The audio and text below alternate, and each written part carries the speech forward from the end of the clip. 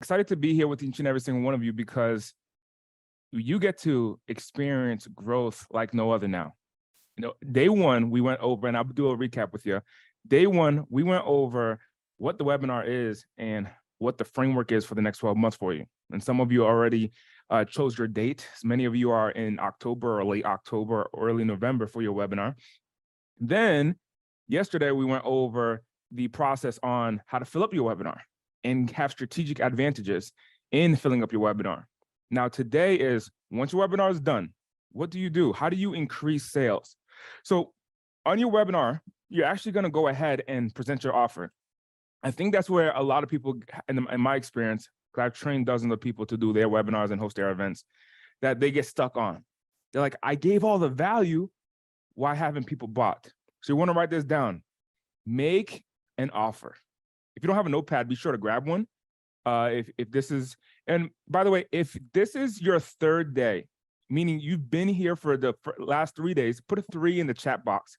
If you're watching this on YouTube or Facebook, put a 3 in the comment box. So that way, when I watch the replay, I know like, hey, who's in the audience? So I'm seeing a lot of 3s. If this is your second day, maybe you came on day 1 or day 2, and you've only experienced 2 days out of here, put a 2 in the chat box. If you're on YouTube or if you're on Facebook, put a 2 in the comment section. And if this is your first day ever, like this is like, hey man, I heard about this webinar. I was part of the Facebook group. I got the email, so on and so forth, whatever that may look like, put a 1 in the chat box. So that way I know who's here and I know who's excited to be a part of this. Okay, so I'm seeing a lot of 3s, and then one person is 2/3, but I'm seeing a lot of 3s. So many of you have already been part of day 1 and day 2. And then some of you, this is your second day. And for a couple of you, this is your first day. So when I share my screen here, what I'll do is I'll recap, Paulson, that's cool with you. I'll just recap real quick of day 1. Now, yesterday, I did recap day 1. So on this one, I'm going to go even faster because many of you have already gotten the content. But this is just an overview of what day 1 was looking like. What I found was that there's 2 ways to sell SaaS, option A, option B. Option A is one-on-one, option B is in a group. So based on law of averages, everyone from day 1, we did the math, and we found if someone worked full-time, doing 4 demos a day, they can, and working 20 days in a month, they can at most do 80 demos in a month. Option B is if you just follow our webinar system and you're consistently generating people to come to your webinar, in a scenario where you have 100 people in your Zoom room, you can do essentially 100 demos in 1 day. So you can outperform the one-on-one demo model compared to speaking in groups. I also shared the framework, which the framework is a 4-step framework. Number 1 is you're going to schedule a webinar or a group event once a month, every month for the next 12 months. And your job is to get as many people to your webinar as possible. And on day 1 and day 2, I talk about that. I talk about how to fill up your webinar. I talk about how to get people there and what that webinar is going to look like. Then at the webinar, you're going to do a group demonstration of your SaaS. Keep it simple. Keep it super simple. 2 features at most of what you're demonstrating. And then you're going to repeat. Every single month, you're going to be hosting this webinar. Also on day 1, I broke down my funnel, or my landing page at least, where when people go to go-saaslaunch.com/webinar, that there's really 3 elements on the landing page in addition to the form. The first element is the title. So on day 1, the folks who were a part of day 1, they chose the title of their event and kept it real simple. They chose the date of their event. The second thing that Paulson and I created this little moniker that was pretty funny was less information, more registrations. So I shared that you want to keep it simple on your landing page and just focus on what the end result is. Notice here, there's nothing here about the SaaS. The third element is going to be the host, who the host of the event is, okay? And I also shared a little bit of my stats or statistics from my webinar last week. Today's September 13th. On September 6th, I held a webinar. We had 821 registrations, 133 attend live, and then we closed on the webinar $81,000 in annual recurring revenue, okay? And then, what was the next button? And then there's these 3 elements in your reminder campaign. As a bonus for the people who took advantage of upgrading, mind you, if A lot of the things that I'm sharing with you, if you really want to sell SaaS, if you, let me just do this real quick. I just got to clean up the screen. Somebody's writing, whoever's writing on my PowerPoint, please don't annotate on my PowerPoint. So I just made a few changes here. However, what you want to do is you want to keep it simple for your automation now, and I broke that down on day one. But you also, if you're planning on doing this SaaS thing for real, being a SaaSpreneur, you get to have the right tools. It's kind of like saying, I'm a man of construction. I create houses, but you don't have the tools. So the 497 plan, all the things that I'm sharing with you in selling SaaS from a group event, if you don't have the 497 plan, you're going to have to create your SaaS customer manually. You have to create the sub account manually, and you have to automate the billing and connect the sub accounts and so forth, and Stripe and all this legwork. On the 497 plan, you get the SaaS configurator and you get the open API to connect. So number one, I broke down what the funnel looks like on day one. I broke down what the reminder campaign looks like. And at the event, you go ahead and you sell. Also on day two, I broke down the 3 strategies to fill up your webinar. I broke down what direct traffic looks like, where you go to the exact strategy. Now, it's not just a thing on here where I say networking events, there's a process. So on day 2, I broke down what that process looks like to get leads and get people to register at networking events from Facebook, from other people's stages and other people's webinars. I broke down the 4-minute and 29-second process yesterday. So if you didn't watch it, be sure to go watch it on the YouTube channel. And I also broke down how you can invite speakers and have them bring in attendees to your event. And I broke down what happens afterwards. And what happens afterwards is that when people register, they get buddy passes. And you get all the know-how. For those of you who upgraded to the 497 plan, I got a bunch of direct messages from you. Congratulations for those of you who have upgraded to the 497 plan and you got the snapshot already. So we gave you a snapshot. My company, my marketing agency, sells that snapshot for $35,000. We finalized that snapshot 72 hours ago, specifically for this event. Me and my team were working up late night hours. We said, okay, Paulson requested this. We're going to make it happen for this group. And we gave you a snapshot that we charged $35,000 for as a bonus for those of you who are serious and you upgrade to the 497 plan because you're ready to grow your SaaS business and get recurring revenue. How does that sum it up, Paulson? Absolutely. So in all reality, what it comes down to is strategy is not the problem. We have a full-on case study of how this works for multiple agencies, including High Level itself. We know other companies as well that's in the software space, in addition to what Andy's saying. So, but what it comes down to is just the action behind it. And Andy will tell you, like, don't wait on your presentation to be perfect. Don't worry about the streaming to be all razzle dazzle. Just schedule, put up a Zoom. You know, like I had somebody ask me yesterday, hey, should I do Webinar Jam or Zoom or whatever? It doesn't matter. Like in the first initiation, just like launch, baby. That's it. It doesn't matter how good it is. It doesn't matter if anybody even showed up, because you're putting together a framework and a process for you and your own company, right? And we're doing these once a month as we recommend. But yeah, this absolutely sums it up. So Andy, you and I know that the money is in the follow-up, right? The actual gold is in the follow-up. Can you help us navigate through that? And I know that's really the main thing that we're going to talk a lot about on day 3 today. Right. Everyone, if you have a notepad, be sure to grab that out and write this down. After the webinar ends, your journey to success is just beginning. You're going to use every connection that's made at this webinar, every question that's answered, every insight that's shared at this webinar to unlock the full potential of your SaaS. Yeah. Your tribe awaits in the follow-through. That follow-up is where your tribe is going to be. Yeah, absolutely. Let me do a pop quiz. I just want to make sure people are engaged here. What exactly, put this in the chat, help me understand. What exactly are you teaching on your webinar that you're going to launch? What exactly are you going to teach? Just give me 2 words. That's it. 2 words, tell me what you're going to teach for your local communities or whoever you're setting up the event for. Like, okay, a ton of people are answering. Lead gen, demo system, framework. I love it. Automations, conversions, missed call text back. Eric got it right. 2 features, right? So it's very easy to talk about the 400 or 500 features of high level. The worst thing you can do in SaaS, as SaaSpreneurs, is lead with multiple offers, lead with multiple features. You are going to confuse the market.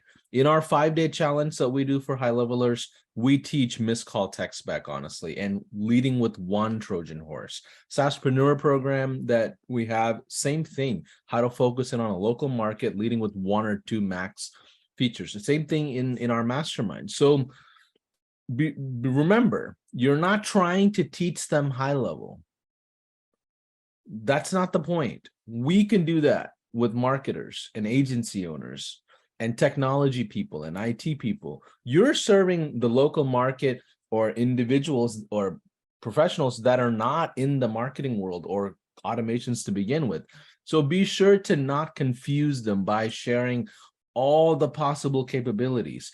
Here's another thing that I want to just add on before Andy goes into a lot of the topics. When we say a feature, right? I've had somebody send me recordings of their past trainings and they're like, hey, Paulson, what do you think of this? They taught the background of the feature. They taught the philosophy of the feature. They taught how the feature was created. They talked about, the inspiration behind the feature, like a landing page, for example. They're talking about all these other companies that have landing pages as well. They talk about the power of landing page. They talk about how traffic is this and that. When the crowd, the audience, does not need to know the background in how landing pages came into the world of marketing. They just want to know how it applies to them for their local business. So make sure your content has a lot of context, because that is king. Okay. Andy, go ahead, man. We got to bring up this Ryan VO up at some point. He said he already launched his webinar, and I remember his question from like day 1 or day 2, and he says he has 15 people signed up for his webinar already. Yeah, which is awesome. So I'll look out for Ryan. what I'm sharing here is your relationship with your customer is going to happen post webinar. A lot of the business that you're going to make is post webinar, and the idea of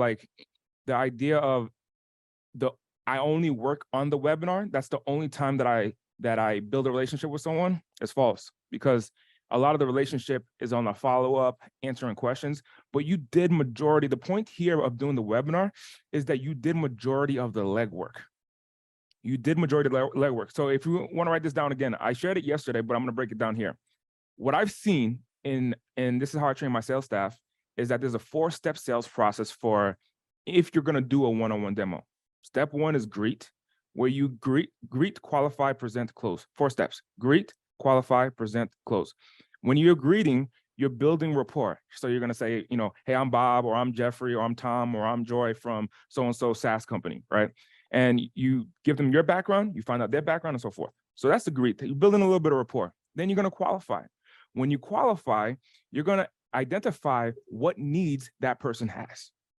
That's what you're doing on a one-on-one demo. So you're getting the information of what needs that person has. Now, here's the thing. It's different on a webinar. A conversation, a demo, is a dialogue with 2 people going back and forth. A webinar is one on many. So it's you sharing information to this group of people. So on a webinar, what you're doing a little bit differently is you're telling them the problem that they already have. You already have identified the problem that they already have. So for me on Andy's webinars, for my people, for my folks that come up to my webinars, they all have a similar problem. They all need sales appointments. I need more sales appointments, Andy. Some people might be in a different service-based business, or one might be a coach, one might be life insurance, one might be real estate. But what I found in common between all of them through doing these webinars is that they all have the same common challenge. I need more sales appointments on my calendar. Okay. So on the webinar, during this process, what happens after is where you find out more. So greet is going to be accomplished on your webinar. On that first step of the sales process is going to be accomplished when you share your background on your webinar. So that part is taken care of on a live group presentation. Does that make sense? So on a one-on-one, you got the 4-step sales process: greet, qualify, present, close. Greet, qualify, present, close. The greet portion on a webinar is just you sharing who you are, your background, your accolades, or where you're taking the group as a unit because you're the lead presenter. So greet is taken care of. The next step is the qualify. In the qualification stage, you're letting them know what problems they have. And the goal of a webinar is to get most of the audience to identify and say, you know what, I do have that problem. You're right, I do need more sales appointments. Or you're right, I do waste time following up with leads. You're right, I do have sticky notes. You're right, I don't have a CRM managing all my contacts. You're 100% right, I do need automations if I want to spend more time with my family and my kids. So your goal is to get majority of the group to identify with the problem that you're stating. So the qualification, they're going to say in the audience is going to say, I feel like Joy knows me. I feel like Jeff understands my pain. I feel like Jim went into my brain and understood what my problem was, right? As you being the presenter. So you greeted already, you qualified by sharing the problem. Then the next step of the one-on-one demo is to present. So you're going to present your solution as well as the price point. Your solution, your SaaS. Now, confused minds don't buy. So we want to keep it quite simple and get the group to adopt one idea. I know there's a lot of features in the software. There's conversations, missed call text back, there's automations, there's sites, there's websites, there's funnels, there's membership, there's courses, there's client portal, proposals. Sean just launched proposals, and now there's payments and proposals, man. And then Sean's gonna send you another message in 2 hours with another feature, right? It's not to assume all those features right now. In a large group presentation, just focus on 1, 2 at most. So for Andy, I basically tell him conversations on automations. That's it. Conversations tab and automations tab. And I sell my SaaS at $750, and it's worth it because they're like, hey, this is less confusing than the other person selling it for 97. That's like all around selling all these different features on this other software, not Go High Level, but all this other software. And it's so confusing. $749, I feel like my decision is safe here. So you want to keep it simple. So you present your offer, and you present your solution, which is your SaaS, plus you present your offer. And you say, hey guys, it is this price point. And then the last step is the close. Greet, qualify, present, close. On a one-on-one demo, that's when you answer questions. The closing is overcoming any objections, reasons why they don't want to buy. In the chat box, I want you to, if you've done a demo at any point, in the chat box, put a reason why someone would say, I don't want to buy your software. What's an objection that you've experienced before in the chat box? And if you're on YouTube, Facebook, and you're watching this, put it in the comment section. And so that way, when I go watch the replay later, I can answer any of your questions and give you some tips as well. I'll respond to your comment. Absolutely. And those, I see a lot of folks in here that are part of the 5-day challenge that's happening. And we've taught you to focus on the one feature, which is missed call text back. So when it comes to what Andy's teaching, it should complement right exactly how I'm teaching, which is you're going to present on your webinar about the missed call text back, nothing else, because that's the offer that we have presented in the 5-day challenge. So make sure you're not going back and forth with a different offer and things like that. And if anybody wants access to it, that's part of the bonus for the workshop. You get that for free. But Andy, can we do, I like this, the greet, qualify, present, close. I like the framework of remembering the content. And I think it was like maybe 4 or 5 months ago, I asked Andy to, hey, let's jump on a quick podcast. If you don't know, we have a podcast called High Level Spotlight Sessions. And Andy was like, okay, let's do it. Let's do this. Like, we were all excited. I'm like, well, what's the framework of what we're going to talk about? And we stepped back for a quick second. And I told Andy, really, you want one topic and 3 sub headlines. That's the way most people consume content. And in production, in reality, like if you look at television and other industries, 22 minutes is the magic number that they all shoot for. The other 8 minutes is commercial. So if you look at a TV series of why it's 30 minutes, it's psychologically proven that a person can sit down for 22 minutes and look at one straight shot of a content, which is why even in my workshops and other lives that I do, my first thing I do is about like 30 minutes of just teaching content. Then the next half of that call is typically Q&A. And that's by design, because you want to change the rhythm of the conversation. Same thing applies to your webinar. You're going to set this up for your local business, local area. And if you're on the 5-day challenge, you're teaching missed call text back. If you're doing other things, whatever, do the one offer that you want to do.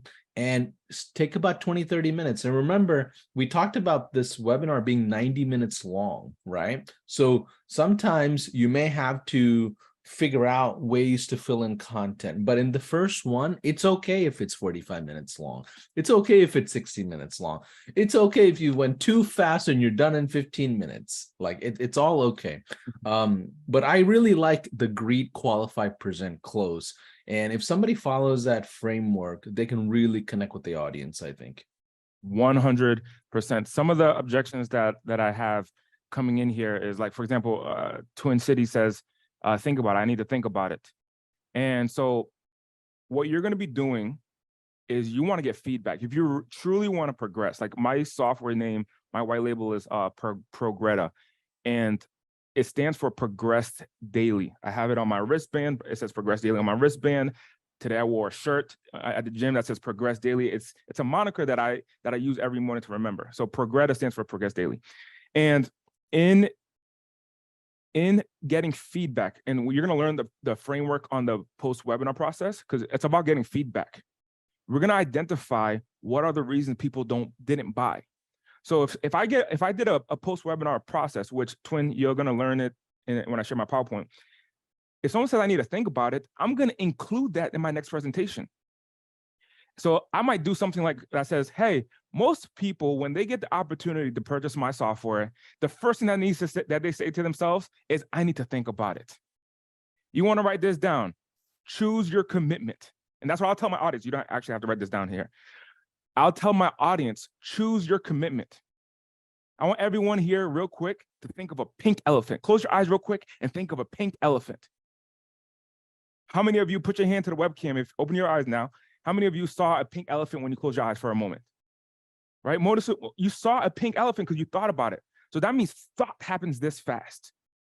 So you get to choose your commitment. Is your commitment thinking about growing your business?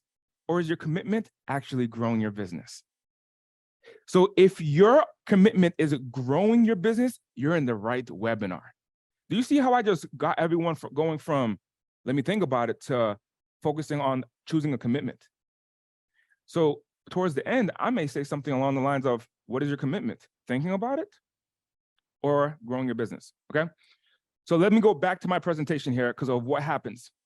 Because a lot of your challenges in doing the webinar is going to be overcoming objections. And there's one way to find out what objections were present in the first place. It's what happens on the post-webinar. So yesterday, I broke down the first 3 sections of this system. Today, I'm introducing you to what happens after the event. So on your webinar, you're going to do the event and you're going to present your product, your solution. On your first event, ladies and gentlemen, my first webinar, I got 0 sales. True story. I felt defeated for a moment, but then I realized if you look at what's common between anyone's successful business is that they keep on going. They commit and they keep on going. So on my first webinar, I committed and I said, I'm going to do another one next month. And I'm going to progress daily. Every day I'm going to progress. So what happens on your webinar is you're going to present and sell. Let's say you do the challenge. On day one, I gave like a faux challenge or artificial challenge where I just said, hey, choose a date. And for those of you who upgraded, you got my snapshot. It takes you less than 30 minutes to build it out. I made it so simple for you. We charge 35 grand to our customers for it, but you got it as part of the bonus that Paulson twisted my arm for to give to you. But look, Paulson cares. He cares about you. He cares about me. I remember getting coaching from Paulson in the beginning, right? I remember getting this mindset shift from services and really deeply 100% going in on SaaS. So if you're like me and you're like, dude, I want to make recurring revenue. I want to make 20,000 a month, 30,000, whatever, 40, whatever your number is per month recurring, this is the route that I would take. So what happens after the event is what we call a post-webinar interview. It's set up as an interview because it does two things. And it's 45 minutes where you record on Zoom. So in my team, if I get, for example, 100 people on my webinar, I want my team to do, in my company, I want my team to do 100 post-webinar interviews in my company. In the beginning, so if I get 10 people on my webinar, I want to do 10 post-webinar interviews. If I get 5 people on my webinar, I want to do 5 post-webinar interviews. Have I ever gotten 100% of post-webinar interviews? No. No, but I strive I've never gotten 100%, but I strive to get as many people on a post-webinar interview. And here's what a post-webinar interview is. You're going to record it on Zoom. So it's a call, 45-minute phone call, Zoom call, and you're going to record it on Zoom. This is going to be scheduled after they join your webinar. Then what happens with this call, you're going to receive social media content for it to get people to your next month's webinar. Also, you're going to get feedback on how you did at your event. The last thing is you turn into a sales opportunity. So Paulson, this is the only slide for the remaining of the training, but like we did yesterday, let's break it down, let's extract and answer questions about this because this is super critical. If you want to increase, if anyone here wants to increase sales from your webinar, this is going to be the process. So here's the framework, everyone. The first 15 minutes is actually just social media content. So you're going to ask questions like, what did you learn at this event? Now you're recording the whole thing and let them know up front, of course, you're not going to, do a switcheroo. You're going to let them know like, hey, I would love to get more people on this event. Is it cool if I record this call and use portions of it for social media? They say, yeah, sure, that's cool. Then you can ask them, what did you learn? And then when you ask them what did they learn, they're going to tell you what they learned. You get to cut that up and post it on social media to promote your next event. Next thing is you're going to say, hey, what's your biggest takeaway? Like, what is some things that you took away? And the person says, oh man, I came to this webinar. I learned I can automate and streamline my business in ways that I never thought before. This was the most amazing event that I've ever gone to this year because I learned about this, that. Okay, great. Hey, do you mind just doing a testimonial for me? It's already recording. Just essentially just share your experience and a little bit more just as a testimonial. In the first 15 minutes, you just got 3 different pieces of content at minimum of social media content to use to promote your next webinar.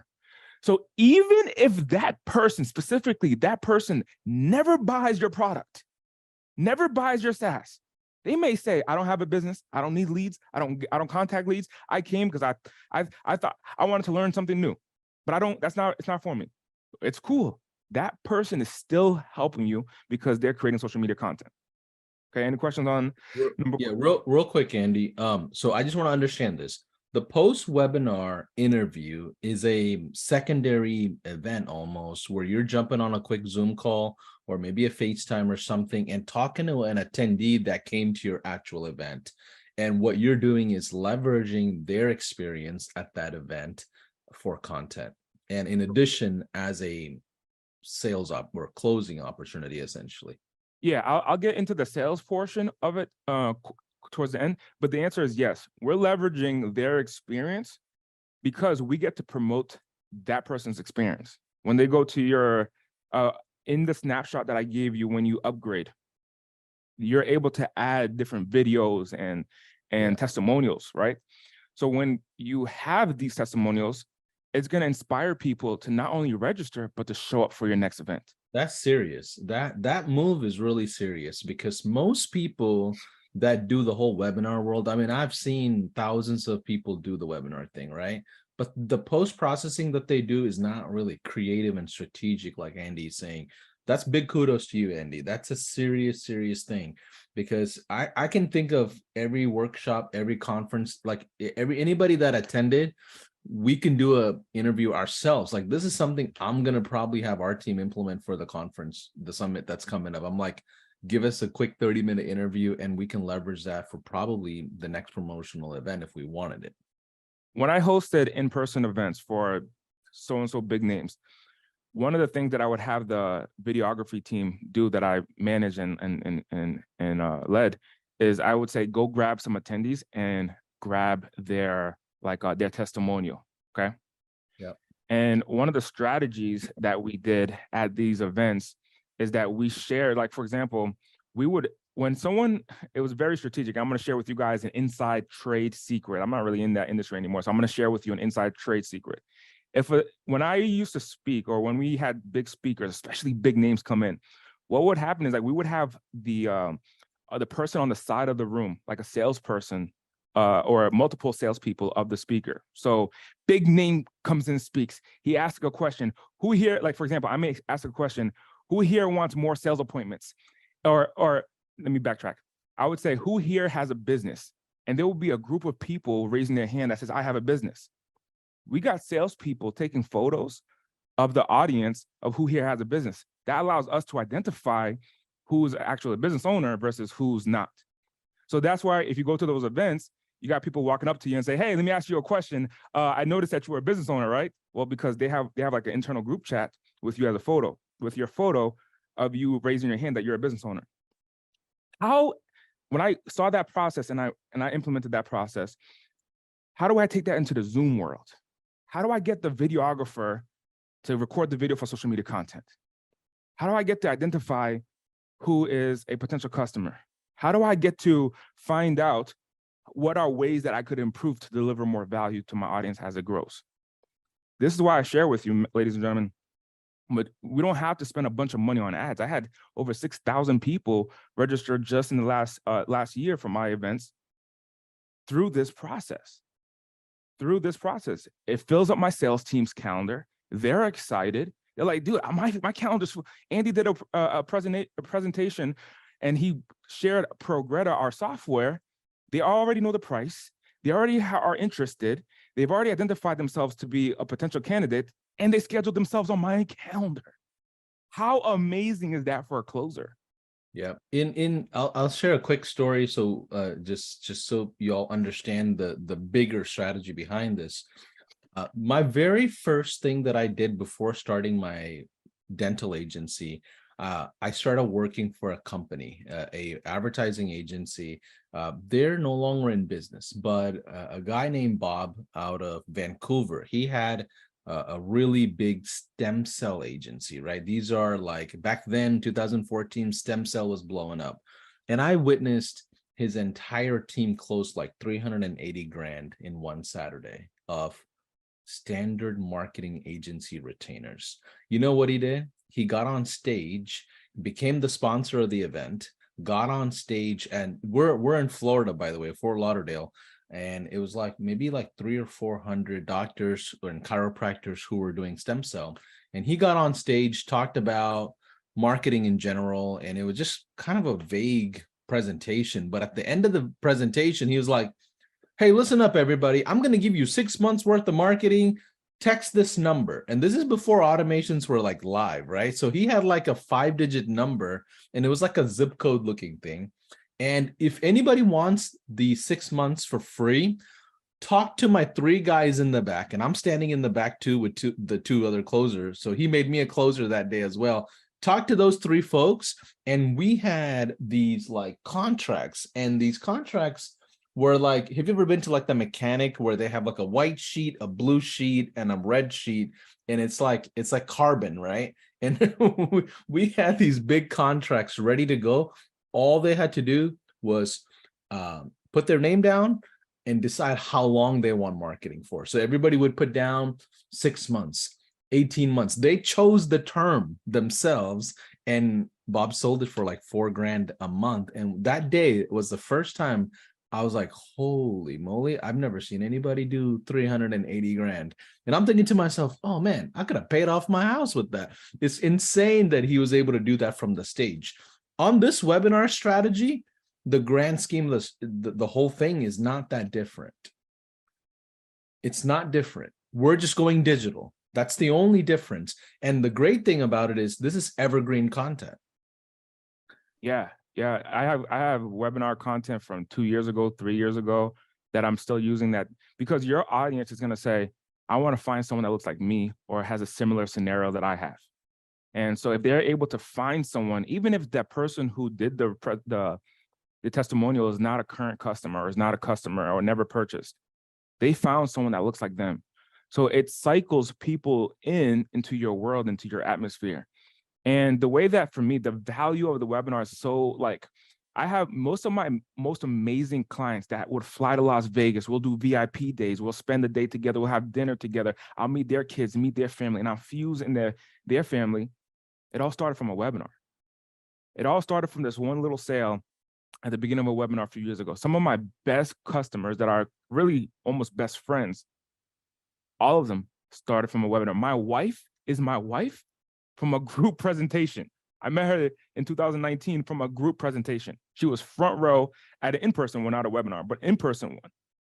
And Wow. so what I'm sharing with you is, think about bigger picture. You're building a tribe here. You're building a community here. You're building a group of people who are saying, I identify with exactly what you shared. While you're building a group of people who are like, dude, I don't like anything you said. I don't like anything you shared, and I'm not buying. And guess how much time it took you to speak to both of them? The same amount of time. Without spending a minute more, you spent the same amount of time, and the audience was able to identify if they're with you or if they're not. It's not about convincing a bunch of people who aren't business owners, who don't genuinely have a need for SaaS, who are going to churn tomorrow anyway. It's not about convincing those people to magically become a business owner and buy your SaaS and then leave next month. That's not what it is. What this is putting a group together and allowing them to identify and say, I need your solution, and I'm going to be with you for a while because you're solving a problem that I didn't even know I had. So I hope that creates a different perspective. Yeah, Andy, also, I think the folks that have the biggest advantage and they don't even realize it are agencies and SaaSpreneurs that are international. Like if you're in Europe, Africa, if you're in the Asian countries, Australian countries, like if you're in those kind of spaces, compared to the US market, you don't have a lot of events around entrepreneurship to begin with, right? Like we have in the US, we have BNI and chamber. Well, BNI is international, but like the chambers, meetup groups, like there's so many different events where people are just kind of tired of events sometimes, right? But if you go to other countries, you might be the very first person in a local market that for the first time ever put together a virtual event, right? I have a SaaSpreneur that I kind of follow very closely in Sweden, right? And this young man, I think he was like 23 years old. I think he was the second or the third like SaaSpreneur in all of Sweden using high level. And everything that he did, people were just so amazed because nobody's ever seen it before. They didn't even know this was possible. They've never heard of a landing page. They've never heard of marketing at a digital format. They're still doing print media, right? So if you're in the international communities, go run to this strategy because more than likely the market is not oversaturated with so many different noise. Andy, can we talk about automations? Because I think that was the second thing that you had in mind, if I can remember. There's a lot to you have the follow-up interview, the follow-up content building, but what are the automations? Do they get sequences? Do they get, is there a feedback loop that keeps them engaged? Right now, for this group, my goal for everyone here is to create activity. We can optimize later, everyone. I see some of the DMs and messages inside of this chat that you already launched your Snapshot, you already launched it. There's a way for you to get more robust systems. However, right now, kind of like Rob, what I think his name was Rob or something, but Rob did, where he already got 15 people. You get 15 people and you get 4 sales of your SaaS, and those people are paying monthly, and you stack over time. The snapshot that I gave you can do that for you. Yeah, I Now, think you're talking about Ryan, right? oh, I'm sorry, not Rob, Ryan. Yeah, maybe Ryan. Yeah. Yeah. Maybe during All the right. Q&A, Ryan, I'm hoping he would share how he got 15 people and he attended day 1 and day 2 so far. So Ryan, bring it up. Raise your hand and identify yourself when we do the Q&A section. But so the goal here is we're just gonna send it out an email after the event. In the snapshot that I gave you, I break down the custom value and how to implement it already. So this is already in your snapshot, by the way, everyone. Now, I'm sharing with you what happens when they're on Zoom with you and they're in front of you. So the first 15 minutes, what we're doing is we're gathering social media content. Now, the next 5 minutes, many of you are gonna ask about, like, how do I do my presentation? If there was a 4th day, I would share with you more on the actual presentation, but there's not. So what I can do, Paulson, is I can add to that, like the snapshot in the Loom video later, if that's cool, a little bit more of an instructional guide on how to do the presentation. Would that be valuable? that'll be huge, because that was one of the bigger things that I had a lot of questions on, is like, if we can give them maybe like a template slide deck for those folks that upgrade or something, that would be good. Even if it's like 2 or 3 slides or something, just to give them a framework of, hey, here's what you need to put down. That'll be cool. If not, no worries. But so let's do this. Let's do this. For those of you who upgrade, this snapshot, this build out, this framework that you're seeing here, that some of you in the chat box are like, oh, shoot, this is cool. Like, guys, this is 4 years of blood, sweat, and tears for me. This is 4 years of having to figure out a process that would allow me to be healthy, weight-wise and healthy-wise, and still have a successful relationship with my wife, still run a business and a team, and make enough money that I can live the lifestyle that I want, and still grow and have enough financial abundance to market and acquire businesses and do all the other things that I want to do. That's fun, while having time freedom. This is why I sell it for 35 grand a year. and you're getting it for when you upgrade. So when you upgrade, just know, put some respect on the snapshot, okay?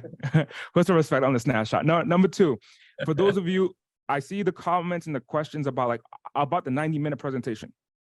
In the snapshot that you get, you already have a Loom video.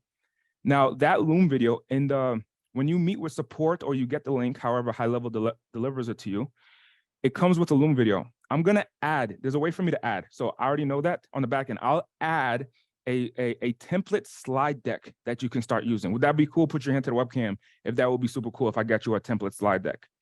So for those of you who upgrade, I'm gonna add this. It's not built out yet. I still get to complete this. Yeah. I'll have it complete by the end of next week, okay? Because we just made it up right now. Yes. Yeah, like that was not planned, just FYI. And I'll follow up with you on it, Andy. So help me understand the automations, because that's kind of bugging me in my brain. Like, what are the processes?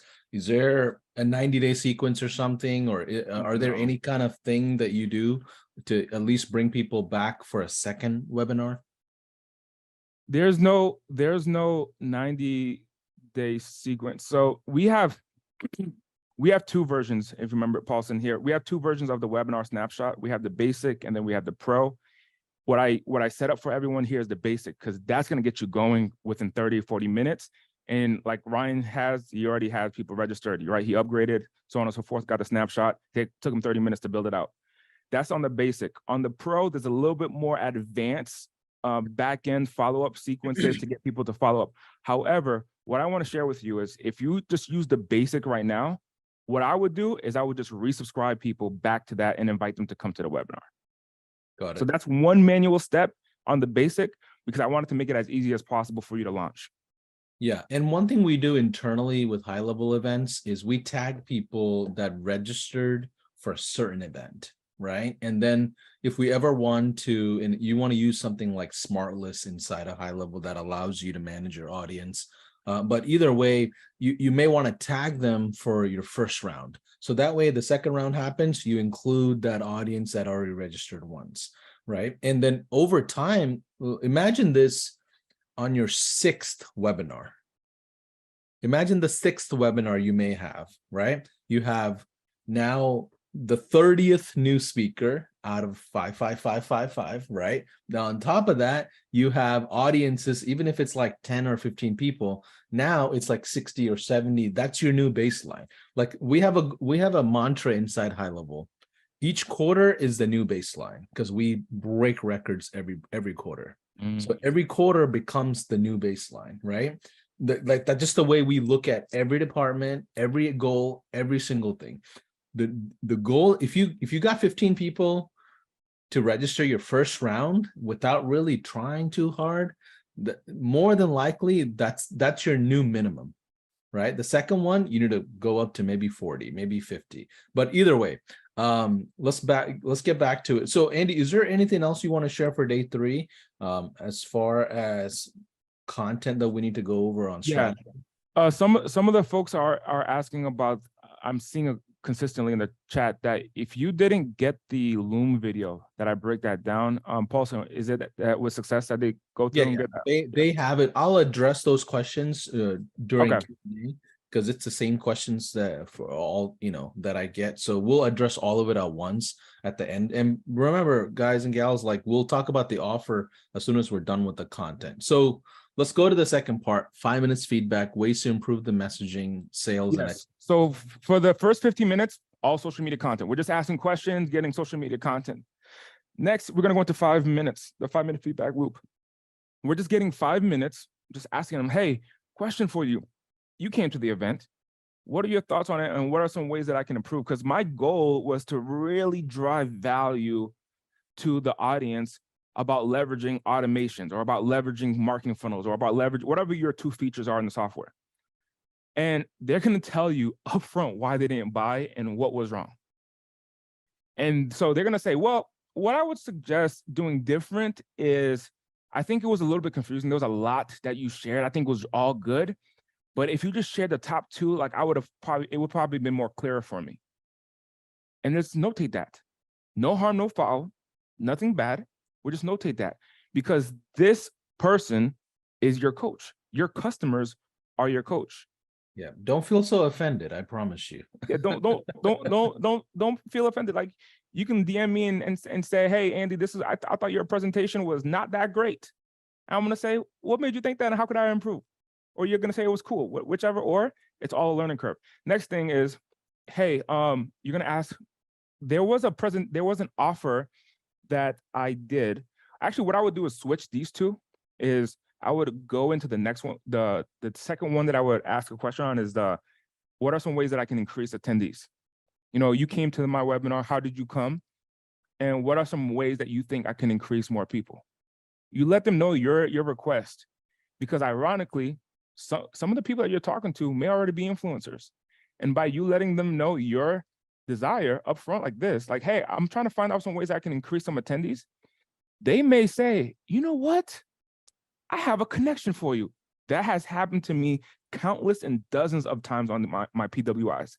I have a connection for you. Let me introduce you to Jeff. And Jeff has a group that they all would love that, right? So by being specific and clear, asking them, what are some ways that you think I can improve my attendees?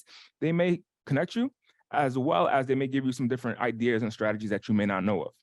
Another thing is, like, you don't need to have an interview on a Zoom webinar. If you're able to at least have the opportunity to just jump on a quick phone call and get feedback, it's still worth it, even if you can't leverage that for social media content. Some people record it and turn it into audiograms, okay? You can create content with audio only, but don't get stuck on the medium and all these things. Still talk to the audience, talk to them, figure out what they want differently.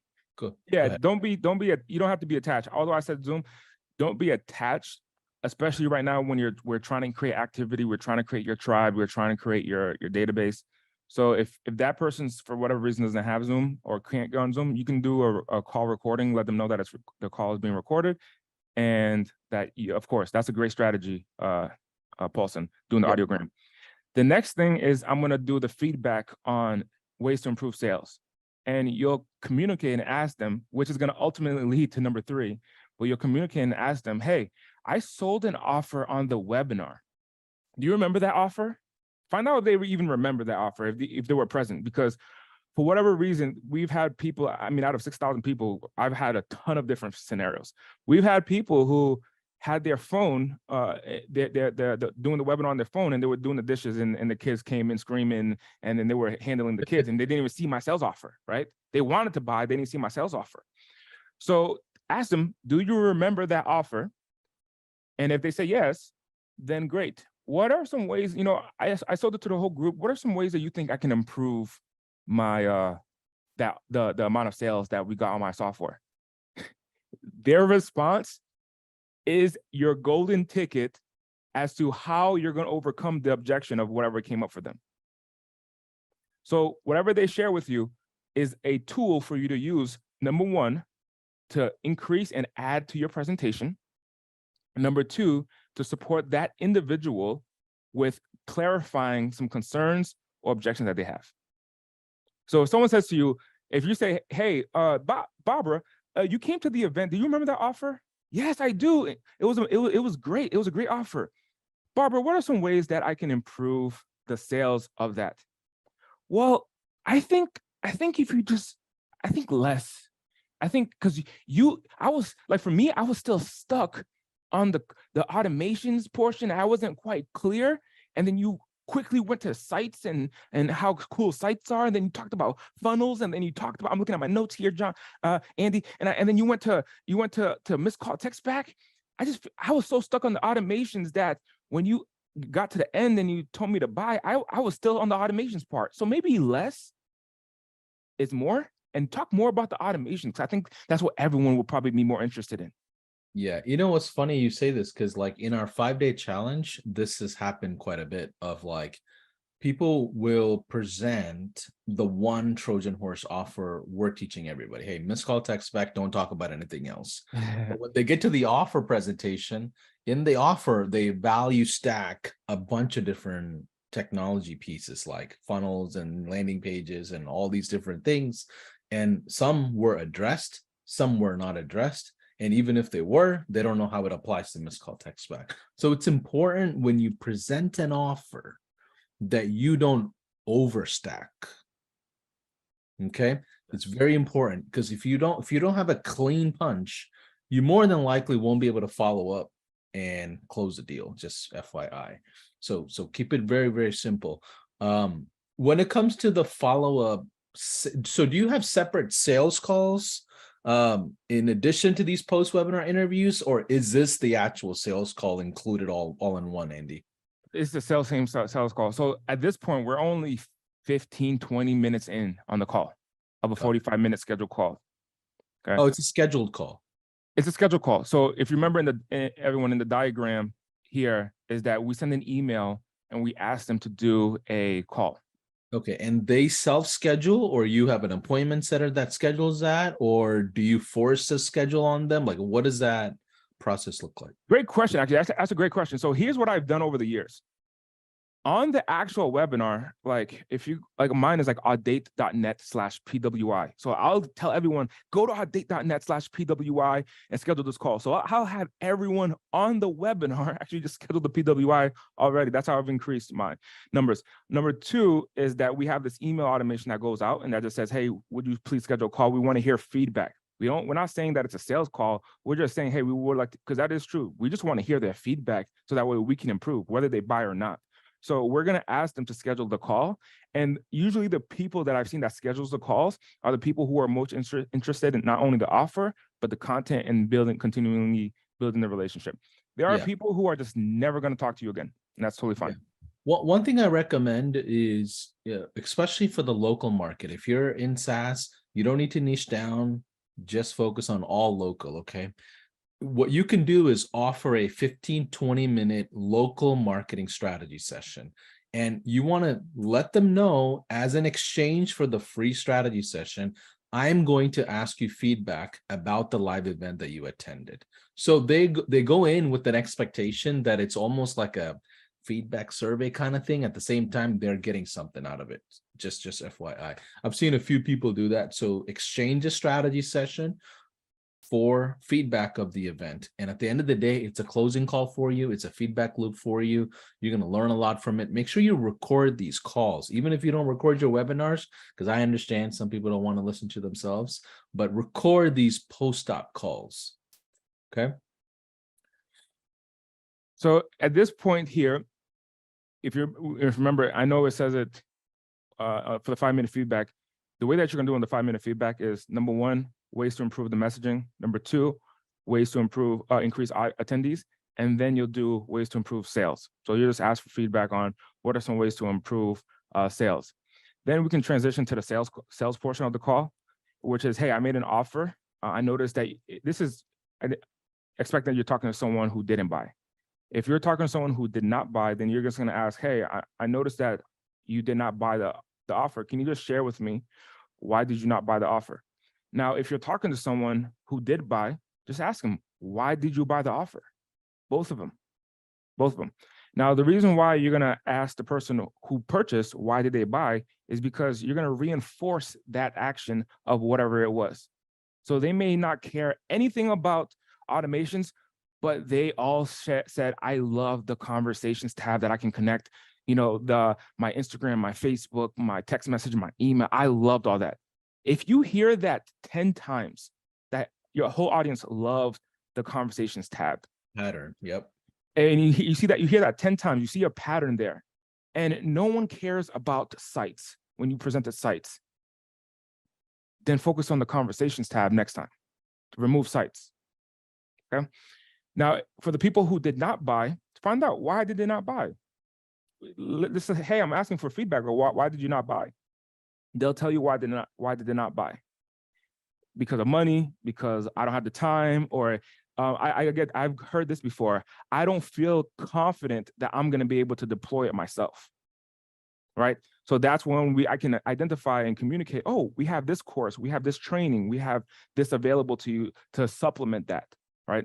The next thing that you're going to do is if they didn't buy, then you're going to represent the offer and overcome any objections. So all the objections that you listed, I got to talk to my wife. I got to talk to my son. I don't understand the technology. How do I know it's going to work for me? You just overcome any of those objections by answering their question. An objection is a question of concern. Yeah. That's all it is. And by the way, if any of you are like really not that strong in sales and you want better like clarity and how to kind of navigate, jump into our 5-day challenge. Like, we teach sales and marketing in that course. It's only like 1 week long. You jump on a quick live like this and hundreds of people jump in. And what we do is teach sales how to lead with one offer. Okay. Quick question for you, Andy. Is this you that's doing this or a team member? So everyone, if you have a staff right now, or if it's just you, this is going to work for you. I started doing the PWIs. So I've done a lot of PWIs. I've done hundreds at this point over the years. Now, I was doing the PWIs before selling SaaS, but because I was selling other products with using this process. What High Level did, mind you, it used to take me 3 hours myself to build out the campaign every single month, and I would forget, and so on and so forth. This is all automated with High Level. High Level made this a lot easier and much more scalable. So what I'm sharing with you is I started. It was just me. I couldn't deploy something to a team before I did it myself. So I did this myself a lot of times. And then now I've given this framework to my staff today, and my staff deploys our PWIs. I have a team right now that's managing our PWIs from last week's webinar while I'm here.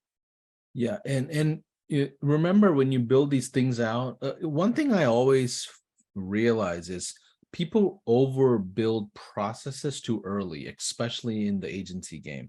They're like worried about SOPs and they have 2 clients. And I'm like, man, you need to get to like 100 clients before you worry about SOPs. Right now, it's just set appointments, close appointments, and sales. SOPs don't matter. No need to drown inside ClickUp and Basecamp and all these project management tools. Like, it's one of those, I don't know what it is, either processes or automations. Most beloved marketing agencies love hiding behind that so they don't have to deal with sales rejection. I know that's deep, and I'm telling you things that you don't want to hear. You may hate me for it, but because I love all of you, I'm going to tell you how it is, because I'm an agency owner myself of the past. It's easy to hide behind automations. It's easy to hide behind process building, team building, and not deal with picking up the freaking phone call and closing the deals. That's really what it comes down to. So what else on the same offer from the webinar? So you don't change up the offer, you don't give them, additional bonuses or anything, like it just clean from the jump. Nine out of 10 times it's just the same offer. I'm just overcoming the objection or like the question of concern that they had, and I just closed them on the same offer. Because remind you, on the webinar, someone asked like, "Hey, why is it 90 minutes?"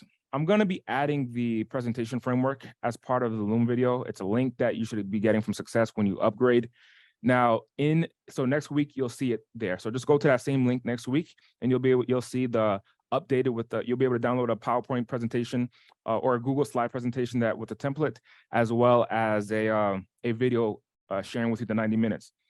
You spent 90 minutes presenting and delivering the value and sharing so much value about this offer. The last thing I would want to do is ultimately just switch the offer and represent a new one.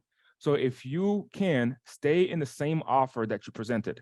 Now, it is possible, and 1 out of 10 times that I may experience this, it is possible that what you sold was just not a good fit specifically for that individual. And then if you've identified that in answering their questions and getting feedback, 2 things. Find out if that same person's experience is equivalent to other people who are coming to your webinar, because you may be presenting the wrong offer in the beginning. But number 2, shift that offer and create something new. So you may sell a different features of your SaaS. Someone may say, "Hey, I don't need conversations. I don't need automations. Andy, I'm just starting out. I just need a website." And then I may reposition this offer. It's still going to be my SaaS. I'm a SaaSpreneur for life. Like it's still going to be my SaaS, but I may share a different feature. And the person may say, "Hey, Andy, you shared about conversations and automations. I don't need any of that right now. I just need a website to show my family, to show my friends, to show my potential customers that I'm legit. And that's what's important to me." I'll say, "Great that you brought that up. Let me actually open up my screen and share with you that there is sites in there in addition to everything I shared." And then that's when I just reposition the same offer, but for that person. So 1 out of 10 times I may reposition it, but it's still going to be my SaaS at the end of the day that I'm selling. Yeah. And every scenario that you go through, turn it into content, right? Yeah. Hey, here's how I failed an offer. Here, like create content around it. Here's how my landing page didn't work, right? Here's how I'm, doing a survey. Like I've seen people just go back and forth, take anything and everything that's happening in their business and turn it into content. So Andy, would it be a good time for us to just go over the offer one time? Yes. Okay. Yes, 100%. Because what Paulson shared, while he's pulling up his slide deck for that, what Paulson shared is when you get this offer and you upgrade, I'm not getting paid on this offer or anything of that nature. Neither am I. Neither is Paulson. But I went through this. I've had the emotional toil of like, damn, do I leave what I'm comfortable with? I'm an agency owner by trade in the beginning. I was doing done for you services. I'll build your website. I'll run your PPC ads. I'll run your Facebook ads. I'll do this automation for you. I'll do it all for you. And I'll charge you a lot of money. And then for a while, Paulson is like, "Dude, become a SaaSpreneur. And I'm like, man, I can't leave $80,000 contracts for $297 or $497 a month. But ladies and gentlemen, when I share with you, like stress has left my body. Weight, I dropped 40 pounds just by being a SaaSpreneur. I'll share it with you. If you go to my Instagram, you'll see it. I dropped 40 pounds just being a SaaSpreneur. My relationship with my wife is much better. We're talking about having kids now and a different lifestyle. Why? Because I became a SaaSpreneur. I'm less stressed out and money comes in reoccurring. So I'm an advocate for this entire program. Why? Because number 1, I went through it. I went to the mastermind. I went to the events. I got the training. I met the people and I solidified my stake in being a SaaSpreneur. Number 2 is I got the information that was necessary to evolve. That's what you're going to learn in the SaaS Launch course. That's what you're going to learn by being a local hero. I have local customers because I learned from Chase. Hey, this is what you got to do, Andy. I got local customers here in Las Vegas, not people on Facebook, local customers here in Las Vegas because I ran the play from Chase. And I did my own challenge. And then this webinar snapshot, it took me 4 years to build. I charge 35 grand a year for people to implement this snapshot. You're not paying me $34,000 for this. You're paying 35 grand for this. And when I partnered up to do this training this weekend, or this training, Paulson, he said, what can we give that's the most valuable? I said, look, the snapshot, but it's going to be hard for me to give that up, my friend. And he said, dude, let's do this. And, I made it happen. Right. And, you already added it. I'm going to give you. Yeah, I just literally added Andy's webinar slide deck, and it's priceless to me, because that's the framework of like a great starting point. Like, that's the biggest excuse I feel people will have, is like, oh, I don't know what to teach, even though we're telling everyone just keep it simple. So the slide deck, I think, will really help them out. Yeah. I want to make sure you have the tools. So that link that you get from support, it goes to my website. I'm gonna add the slide deck. It'll be a download. Like, you'll be able to go to a Google slide, and you'll be able to copy that and make a copy of it of your own. Quickly make some edits. I would like to see, for many of you, in the next 30 days, like Ryan shared his. He got 15 people on his webinar. In Ryan's case, I'm not going to predict his results, but in Ryan's case, if you got a group of people there, a portion of them are going to go to your webpage and purchase your SaaS.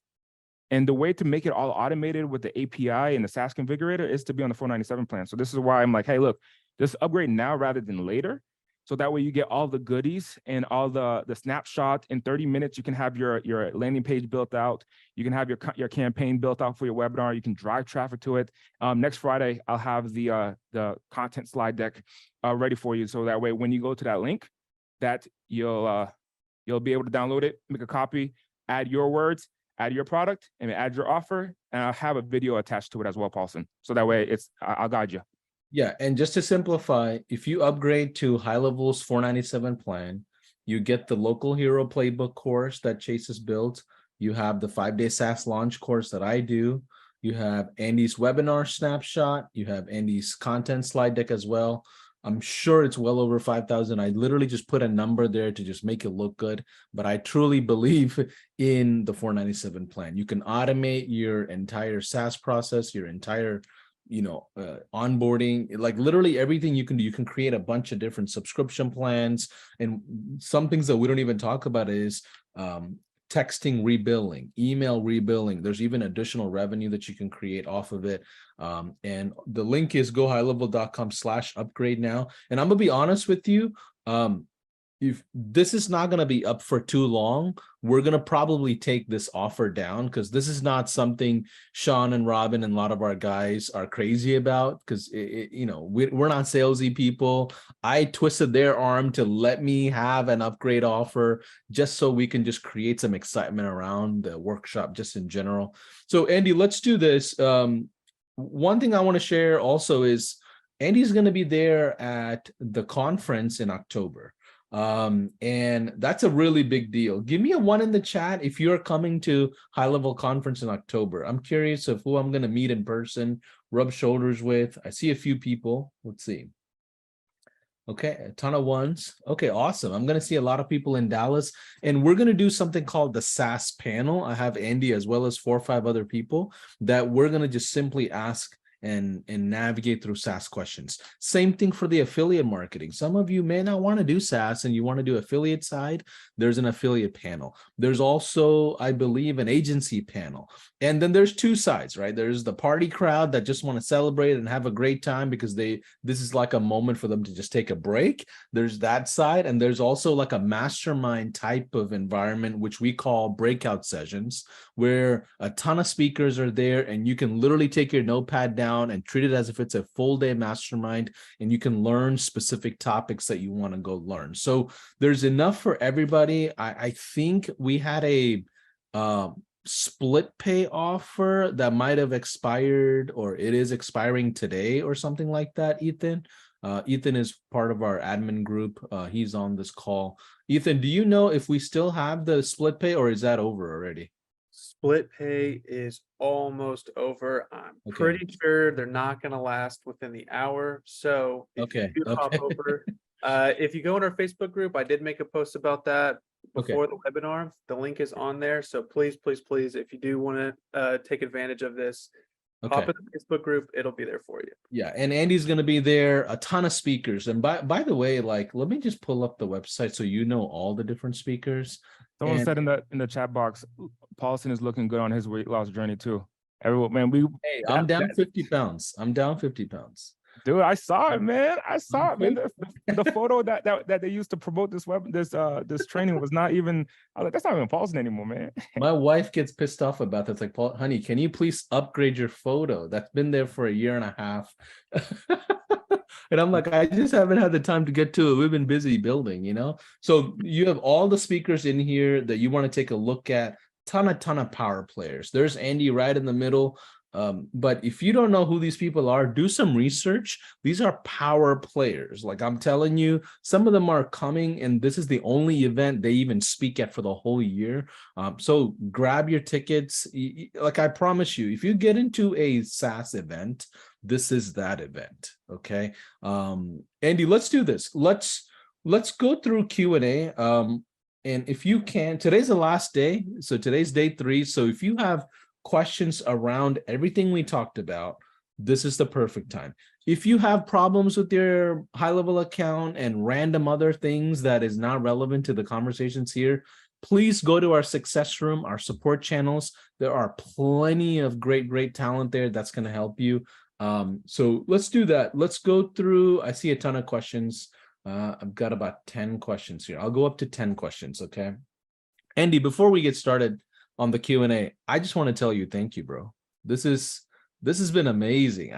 It takes someone with a bigger vision to come and say, oh, let me put my white label down and teach my fellow high-level family of how I'm doing 6 figures a month and plus, especially when you shut down and kind of sunsetted your agency world and went into SaaS all the way through. That's a lot of IP that you're just giving away. So person to person, man, big hug, big kudos to you for being a generous person. And I think that speaks your character. So I just want to say thank you. Well, Paulson, first and foremost, thank you for hosting this event. This is the first one. Let's everyone give us snaps to the webcam for Paulson, y'all. Let's put the snaps to your webcam for Paulson. The first one in 6 months that we haven't done these in a long time. And he wanted to come out with a bang for you. For those of you who are joining or watching the replay, he wanted to come out with a bang and say, hey, I'm going to make this happen for you guys to really elevate. Ladies and gentlemen, I don't talk out the side of my mouth personally. I have spent time with Paulson. I went to the first event, okay, that happened in Dallas. I went to the headquarters, the whole 9 yards. And what I'm sharing with you is, if you're at a stage in your life, very much similar to like where I was, if you're at a stage in your life where you're identifying that what you desire the most right now is monthly recurring revenue, that's on autopilot. That's on boom every single day. Money coming, whether it's rebilling revenue, content AI revenue, workflow revenue, subscription revenue, whatever that revenue is coming in consistently. If that's your vision for your life, where you can hop up on a jet and go wherever you need to go, you can fly first class and live a different lifestyle than maybe you're living now. The opportunity is in the show up. I got my buddy Craig in here. He's supporting. He sat next to me at the mastermind when I went to Dallas. Right, me and him, he gave me his charger. Like we built a relationship over the years since I went to that event. When you show up to the Level Up Summit, you're on the SaaS mode. You're 100% serious with this. You show up to the Level Up Summit. You're gonna build relationships that you may have never could have created here. When what happens at these events is there's thought-provoking questions. A lot of the things that you may see, like, oh, that's cool, Andy's doing that, Andy's doing that. Oh, Andy identified his vertical, Andy identified his niche, Andy's doing this process, upsell, downsell. I discovered that at the trainings. There were times where Sean is speaking and I'm like writing, taking notes. I'm like, oh, that's a great idea. Oh my gosh, I need to do that. Paulson is speaking about business development. I'm like, dude, you were doing that in the dental industry? Wait till I do this when I get home. And I'm like, going back.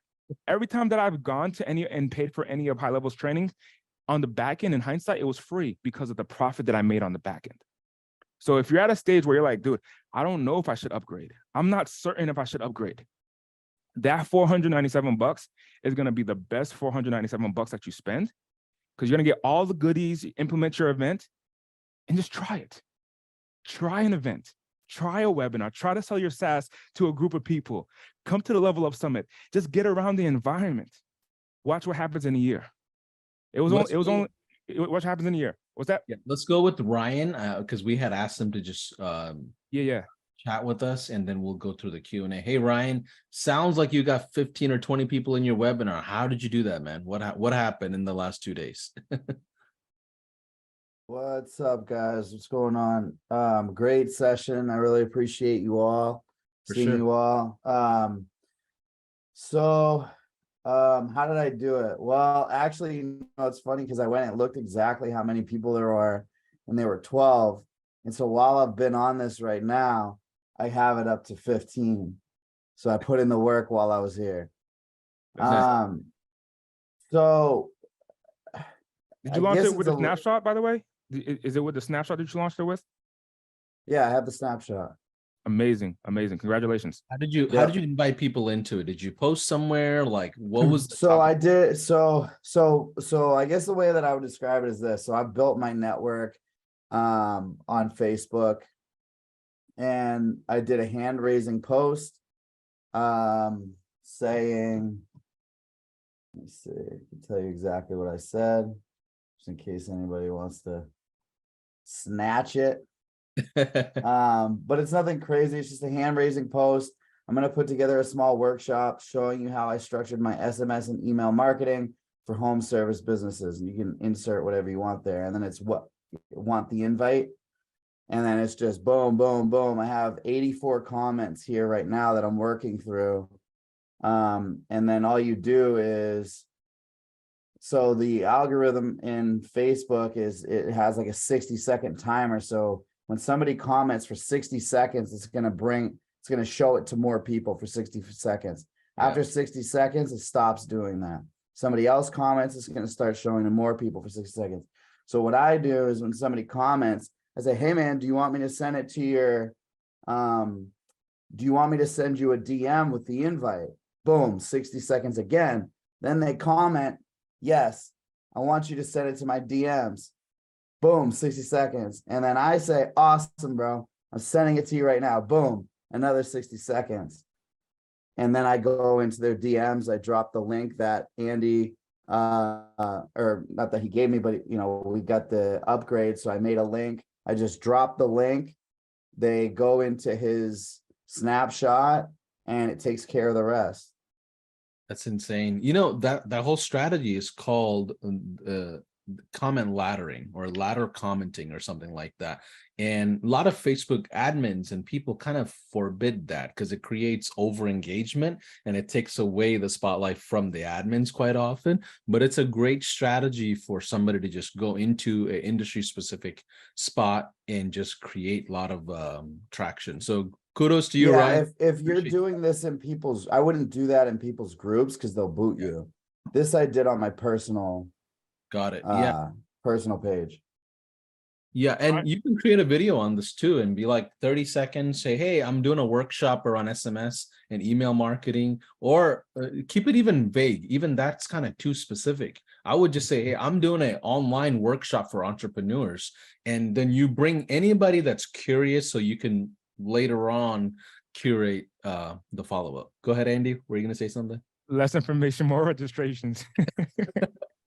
That is true. But great job, Ryan. Kudos to you, man. Ryan, send me the link. Guys. Send me the link of your opt-in page. Will do. Awesome. Let's go with Joy. Hey, Joy, thanks for jumping in, and we'll do our 10-question Q&A. So Joy is the first one. Andy, thank you for this, for everything that you have given us. And I attempted yesterday to request the upgrade for the for your whatever, and I spelled your name wrong, so it came back to me, but the request is out there now. So I am doing the upgrade because I want your pro series. So this, I'm grateful, beyond grateful for you and all that Paulson has gotten you to give us and all that you are providing for us, because it's wonderful. And I was able to do the landing page and everything in probably 5 minutes. And the only thing I had to come up with was why it was not updating and showing on my page, but it showed on the preview. So as long as it's showing there, it works. And Paulson, they still cannot figure out where you have got your 5-day SaaS challenge. Okay, so if you have a ticket number, message that to me on Facebook if you can, or send it to me on here. I can follow up with it. We've created an internal doc for all the teams, and I've had about at least 1,000 people go through that doc already in the last 2 days. So I do know maybe it's the agent that you talked to, but either way, for anybody that needs, if you already are on the 497 plan and you want some of the things that we're talking about, you can just jump in on a call with our success room or support room. They will add that on for you without you having to do anything. So if you're already on 497, you get these bonuses we're talking about. But if you don't have any of it, jump into the 497 and our team will make sure you have all of it. I would say give it like a day or two, because there's a lot of billing that happens behind it, and you're not going to get charged up front and things like that. But what you asked for specifically is, hey, I want the workshop offer. I've upgraded. I want the workshop offer. They're going to match the billing and know and see that you upgraded. They're going to turn on the local hero course for you, the 5-day challenge course for you. And these snapshot links are provided to all the teams, in addition to the Loom video that Andy created to provide instructions for the snapshot. And now we're going to probably add the slide decks for the content that we talked about as well. And it'll just take them a little bit of time to set that up, but I know a lot of the teams have it. I'll follow up if you have a specific ticket number, Joy, and make sure you get it. Okay. I don't know that I've got a ticket number, but I'll check and see what I've got. And I Okay. thank you. I love both of you. I appreciate you. And I'm so grateful for the both of you. Thank you for all that you're giving us. Thanks for being here, Joy. Appreciate it. Let's go with Paul. Hey, Paul, good seeing you. I think Paul was one of our first 5-day challenge cohort members. I remember meeting him several months back. Yes. And that's when I think one of the first takeaway from your thing was just focus on less, because I was like focusing on so many different features. But I want to just let everybody know that I actually started out with $97 per month, went to $147, $197, and now I'm at $297 per month. For your you're saying for the SaaS, yeah. So for my own SaaS. So Got I it. have now 2 customers on $297. And so Nice. with this, what Andy taught this, I mean, I've been doing webinars for the longest, and he threw a lot of gold nuggets, and I'm gonna implement them and gonna follow it to the teeth. My main question was, I installed the snapshot, and there were some questions in the custom fields. When do you utilize that, Andy? There was questions in the custom fields. When do I Like utilize it, that?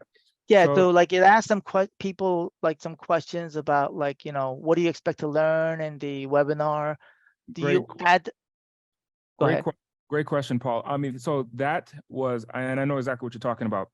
So in order for us to make it all happen in the time frame and to make it as simple, we broke down our pro plan and our pro webinar snapshot, and we broke it all down. And what you're talking about is something that stayed in that, and we use that in the survey portion of the pro. So when people upgrade from the basic to pro, that's the survey. So for now, Paul, you being at 2 SaaS customers going to 297, what's going to be your goal at your webinar? My goal, basically, I already said it with my team. My goal is to, on a monthly basis, get the first one 40 registrants and 4 sales. So let's focus on October. That. What day in October? October, the first Tuesday, the first Thursday. Let's focus on getting the 40. Those custom fields, you can disregard it, disregard that for now. And let's focus on getting that 40. And, just share with me the success, man, and bring it back to Paulson and be like, dude, I got my 4 customers. Let's focus on that. Sound good? All right, sounds good, man. Thanks. I'm like a delegator guy myself. Like, I'm like, hey, let me get to the money and make like $1,000 quickly so I can hire like 3 VAs to just handle the rest. Like, I I hate automations. I'm the only guy in high level that hate automations and all this technology stuff. And we used to even have like, let's see if Paulson can get through this dummy proof feature, launch. That's how we used to launch features back in the day. They would have me go through it and see if I can survive it because I hated it so much. But either way, get to the money so you can hire and delegate, and all this automations and snapshots, somebody else can do it, man. I'm telling you, you can hire somebody for $50, $60. They will spend 5 hours building out your whole world for you that you would spend 3 months building and learning. Like, don't learn how to paint the house, just hire the painter, get to the money so you can afford the painter. That's the way I launch every business that I've ever done. Anyways, I'm gonna get off my soapbox. Sorry. Zach, welcome. Third question. This is our third round. We'll do 10 total because today's our last day. Okay, so take advantage of this. Zach, where are you checking in from? Just checking in from Central Florida. Been through your 5-day challenge. Really enjoyed it. Thank you for that. Awesome. And Andy, phenomenal information. Man, oh man, so many nuggets. It's unbelievable. I know you said not to worry too much about it, but my question is, do you have a recommendation as far as a webinar program to use that you found to be good? Or Andy, do you have one that you use specifically? Do you see how we're in Zoom right now all together? Yes. That's my webinar. I host multiple of these every month, just like this. It's the conference version. I don't even use the Zoom webinar version. I hate the webinar version because it's just 2 people. I want the whole entire environment of every participant turning on their video, interacting, doing Q&A. Like, I'm a big fan of Zoom more than anything else. In the snapshot, when you upgrade and you get the snapshot, there's a Zoom field. Oh my goodness, right? Ryan, you went through it, enjoyed, you went through it. You put in the link and it everywhere throughout the sequence, your website, the email sequence, the technical sequences, it all fills in your Zoom. So that way it just reminds them to show up at that specific Zoom. So what I would do is just go to Zoom, create new room, get that link, post it in the snapshot. Your reminder sequence is done. Can I provide my technology tip that I usually never do? Inside Zoom, instead of using your personal room link, create a recurring meeting and use that recurring meeting because you'll have the same links forever. Like, I use the same Zoom link for every high-level virtual event I've done in the last 4 years. This is the same link. Just if anybody wants to just jump into any training, it's the same link I use. So I would recommend you creating the recurring room versus the personal room. The personal room, every time you use it, create a new one, now you have new links. Then you have to constantly update all your custom values and all these different things. We did the same thing. Yeah, we have the same Zoom link. He's spot on as you do more of these. Okay, great question, Zach. Let's go with Jim O'Brien. Hey, Jim, you are the 4th Q&A we'll do. We got 10 total. Thank you, guys. Really big time blessings to you because you blessed all of us. And I thank you. Thank you. So 2-part question. First one is, during your webinar, do you actually have it so that everybody sees everybody else and the chats are on? And then the second part is there a good and bad time depending on the niche that you're going after? Is that a question for Paulson or for Andy? It could be either. Go ahead, Andy. So for the number one thing is, yes, I had to check. The same way that this infrastructure is the same way I host my webinars. So we record it the same way that this call is being recorded, chat. And the only difference that I do is I spotlight myself. So that way people majority of the audience is seeing me. And then I turn on mute for everyone, where everyone's muted. So in the security tab, when you're a host, you just press security and then click the mute button for everyone. Now, the reason I do that is because I've had people mistakenly unmute themselves and they're having a background conversation and so forth. So just to protect the environment. But just the way that this is exactly how I host a webinar. I share my screen the same way that I share my screen today. And then I just present my SaaS and sell it. And then your number 2 question was, is there a bad time to go to a niche? Is that right? Is there a good or bad time to actually do your webinars? I mean, time during the day, early morning, midday, evening? We can optimize for later. However, for now, if you've never done these webinars, there's no specific time. Do it in the morning. I have a client who is on our webinar system, who is on this webinar system. They pay 35 grand a year. She did her webinar at 6 o'clock at night, right? And then she ended it at 8 o'clock at night. So, and I share that with you because there are a group of people that's going to join. Today was 9 o'clock a.m. Pacific Standard Time. So there's not a specific time. For now, focus on doing the webinar, get as many people registered to your webinar. We got people in here that already got people registered. So just get as many people, and then we can start tweaking and optimizing down the road. And then you can always email my support team, and my support team will answer some of the questions if you got the snapshot. Thank you. Yeah, great feedback, Andy. And I'm gonna add to this just so you see the bigger picture too. I had a real estate company that I built like 4 years ago. And in the real estate space, when we do webinars, Sunday nights worked like a charm more than any other day, because for some reason they sit and watch content on Sunday. And on Sunday, it allows us to now fill up our calendars from Monday onwards, right? So Sunday to Monday transition was like really, really noticeable inside the real estate industry. But then again, key is to just get it out. Eventually you'll do 2 of these a month. Eventually somebody else in your team will do these as well, right? So first step is just get it out. Don't focus too much on optimizing it. You can get to 100 clients in SaaS without you doing anything more than just one. My wife, a few years ago, there was like an all women's event, and I said, babe, I'm not a woman, but let's get these folks to our webinar. And so I said, go up there for 15 minutes and just tell them to do this. And she got like 15 registrants to the webinar using the system I shared yesterday, doing an all women's event. So it's super easy, super simple when you follow the blueprint that I shared. That my wife, who's not a speaker, who's only seen me in this space, never doing it, to the point where she's getting results and getting SaaS customers using this process. Yeah. Absolutely. Great question, Jim. So yeah, again, it's industry related as well. Like in the dentist space, when I was doing dentistry, those guys are busy doing, taking care of patients during the day. They absorb content at night. So they were active in Facebook groups around night. So it made sense for me to do them at night, but it's up to you, but just get it out. Let's see, Caitlin. Hey, how's it going? Is it Caitlin? Did I totally butcher that?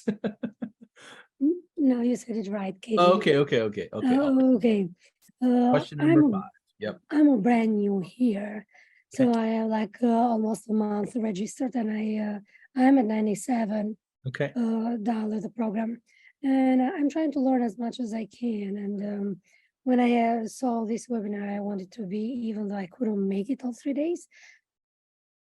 And right now I'm in a hospital either. I'm waiting for my parents to finish the surgery. I just try to get as much as I can. So maybe I missed the things. All these 3 days, are we going to see them as recorded? Yeah, the recordings will be in the YouTube channel, or if you already have a high-level account, you get access to the official high-level Facebook community. Inside the Facebook community is where I stream a lot of these events, including this one. And if you go to the featured section at the very top, you'll see the workshops that we do. And again, if you don't have a high-level account, you can still access the workshops inside the YouTube channel. Yeah. No, I have a high-level account. Okay. But I registered one high-level, but I think was not the right page.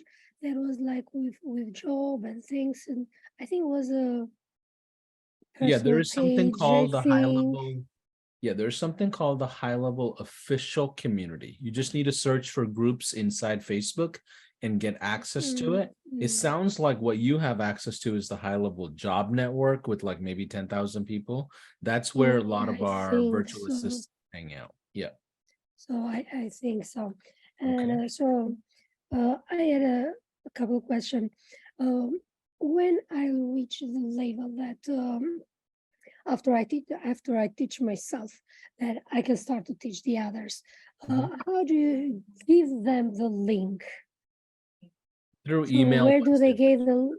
Yeah, you want to set So- up a landing page so they register, and then after that, you follow up with the registration confirmation, right? That's usually done through email, text, however you want to do it. They would get the link to join with reminders and things like that. So when they register to that link, that means that they register to my account, so Correct. that I can be affiliate with them.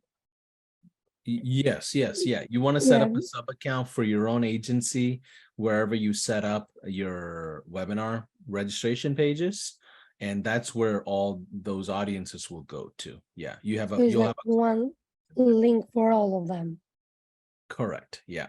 Okay, and another question was that I never use those PayPal or Venmo, Stripe. So which one is the best one that I need to set up Stripe. to start like the affiliate program and things here on a high level? 100% Stripe. Stripe. Yeah. Okay, that is beautiful. And I heard before there's a person that spoke, the first one, that he said that it's better to do it on your own page, like a Facebook page. I also have a TikTok page. I have more than 10,000 followers there. And so I can put a link tree there.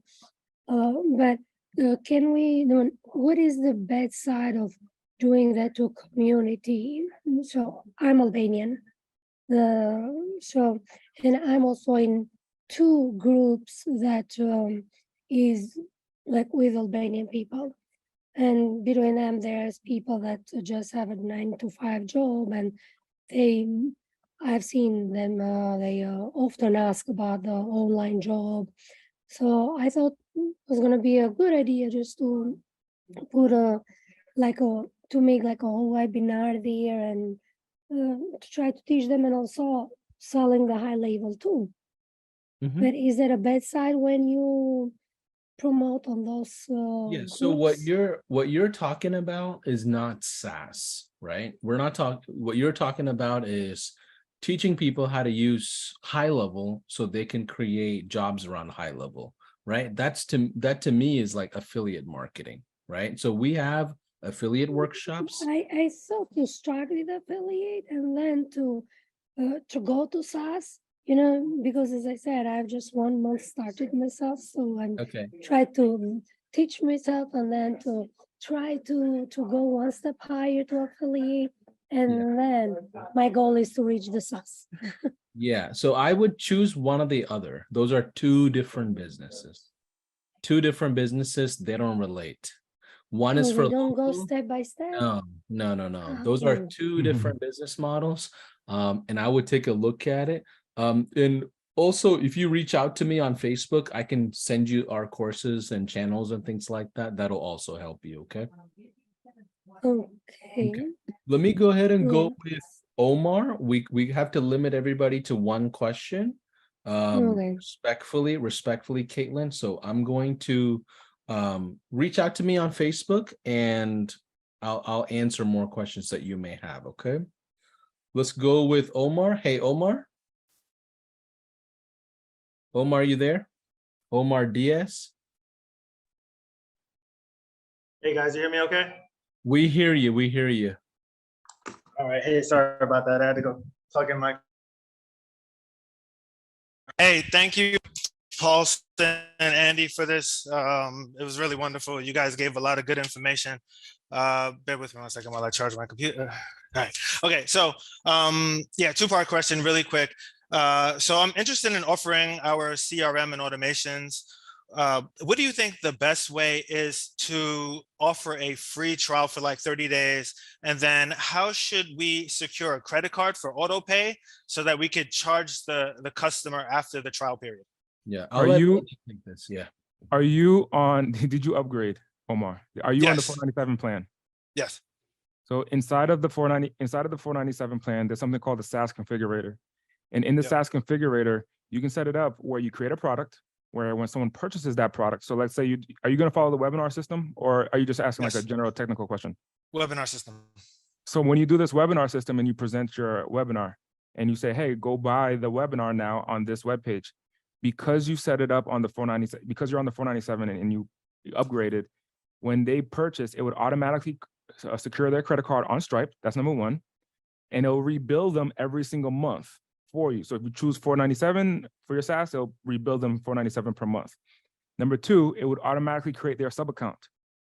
Number three, High Level made it even easier, where it would High Level has a template where they send that to the customer, and it automatically has their email and password to log in. So because you're on the $497 plan, that whole entire process can be done automatically. And when I started, I got in the Zoom room with Success. So if you go there, they'll be able to guide you. Okay, good deal. And last quick question: what's a good starting price you recommend for a CRM? What's the highest price that makes sense to you? No, that's real. That's real though, because like I promise you, every single person starts off at $100 a month. Then they finally like, oh crap, I don't have a lot of room here. Let me move it up to $149. Eventually, you become like Andy, where you're charging $750 a month. I've seen everybody go through that journey for 6 months before they actually listen to me. That's why I say, what's the highest price that makes sense to you? That's a really good answer, actually. Now I might use that, man. I would start at $497, honestly, because I mean, you can, I would start at $497 because I mean, you can get a lot from it, and CRMs are valuable. Yeah, and then the other question is like, there's certain price points where you change the avatar.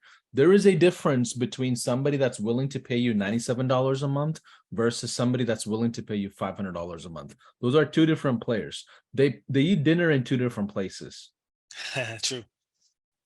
You get my point, right? So it attracts a certain type of support system, attracts a certain type of onboarding. You more than likely will be able to upsell and expand offers for the $497, where 97s you're not going to move too much, right? So higher the better. It's easier to go down versus going up.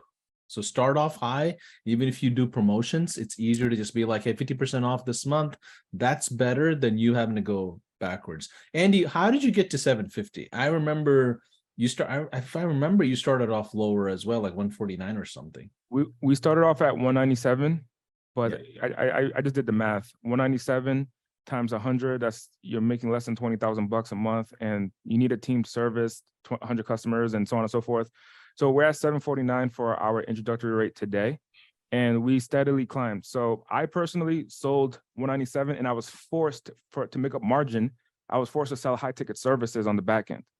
And now, if you're in the community long enough, you'll hear how much the challenges with doing all these services, right? Because it stunts your growth.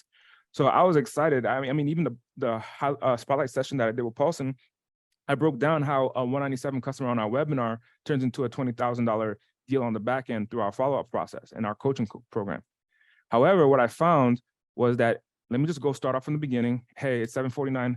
You get the entire software, and that's our introductory rate, because on Q2 of next year, we're going up to $1997 for the software. So the same software that you sell for $97, we sell it for we will be selling it for $1997. Today, we sell it for $749.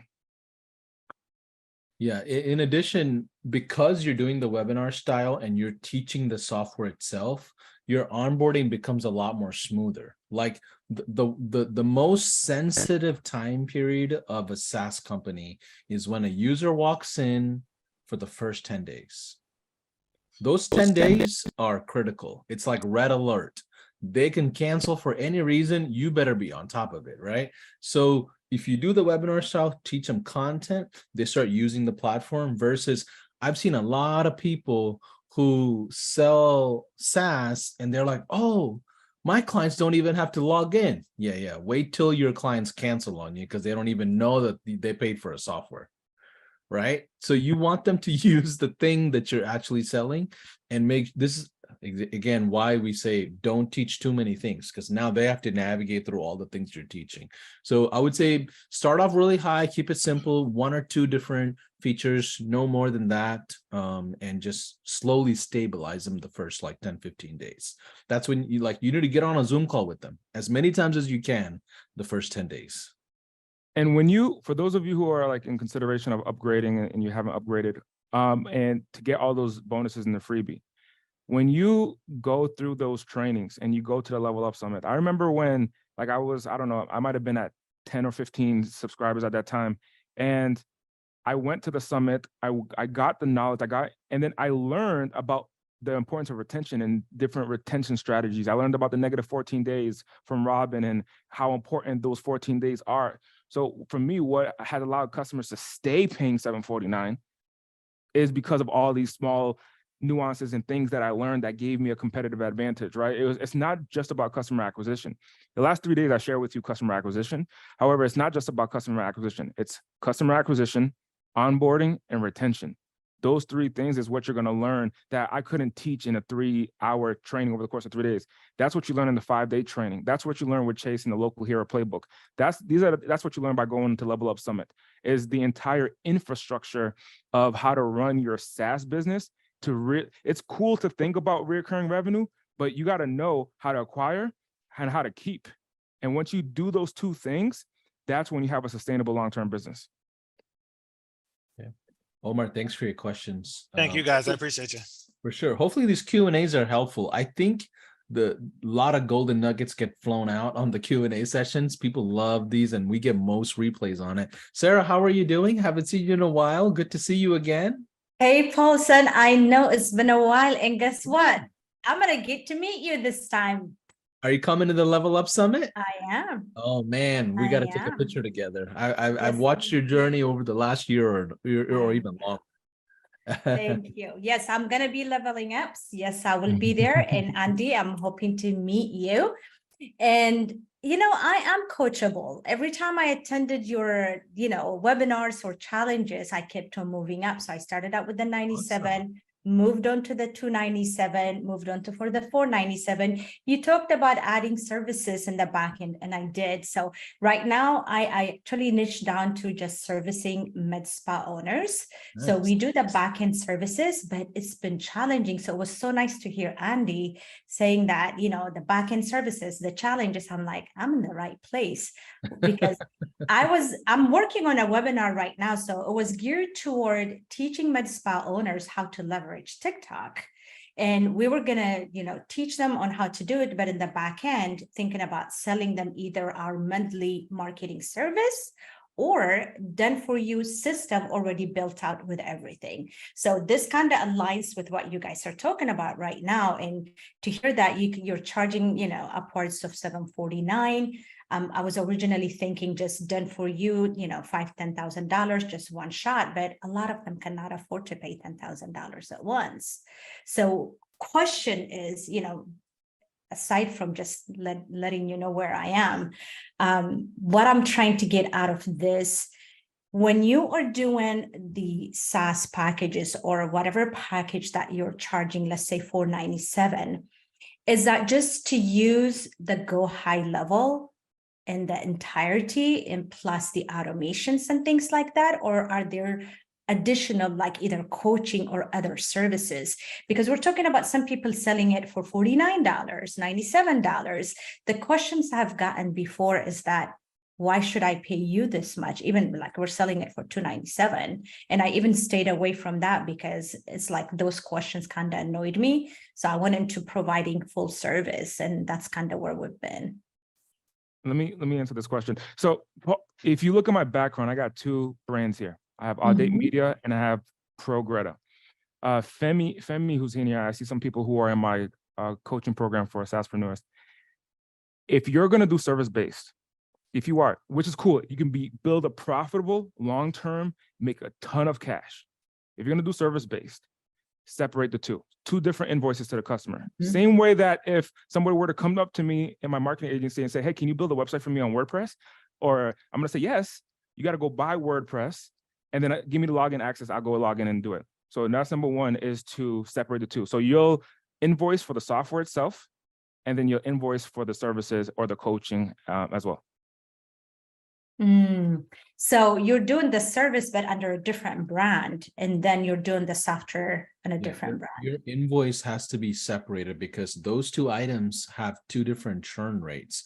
We know no matter how great those services are, 76% or higher churn in the first 90 days. We know that. It's a great cash cow, but that's the biggest problem with agencies, right? They have to keep selling nonstop in order to maintain the cash flow. The SaaS has less than 5 to 7% churn, meaning 90% of your customers stay. So then it's a one-time sales effort. Then you start building the book of business. But there's nothing wrong with selling services. I just think a more stable book of business is for you to go heavier on SaaS. Let that be the recurring revenue and kind of stabilize your business. You can hire people, you can have money for paid ads before you go all in on service, right? That's just the way I would look at it, and let that be kind of the funding behind your move. Another thing I want to share with you, Sarah, because you asked, you kind of triggered these thoughts for me. When I jumped on with Rob and Alex when he had his first agency before we did High Level, right? He was focused on med spa. I was focused on dentistry. And we kind of shared a lot of our team members and things like that. We were great friends, you know, kudos to him, probably the number one reason why I'm even at High Level. But we built a lot of different things for the med spa space. We had a contract with InMode, had a contract with Cool Sculpting. Like, we went all in on med spa. The one I'm gonna drop the biggest nugget for anybody that's watching still on the last day. I really think this is true. Create the content that you're gonna teach around the customer's offer. Okay. So let me specify. If you're gonna go after med spas, create a workshop around how to get Botox injections coming in through the front door. Yep, we're focusing on micro needling. Right. So So that's a their great offers. idea. If I'm in dentistry, I'm going to create a webinar around how to bring in Invisalign patients, how to bring in veneers. Now, is it attractive for them to jump in? Because that's their biggest problem. They can't really push their offers. And when they do jump in on a webinar, guess what I'm going to teach?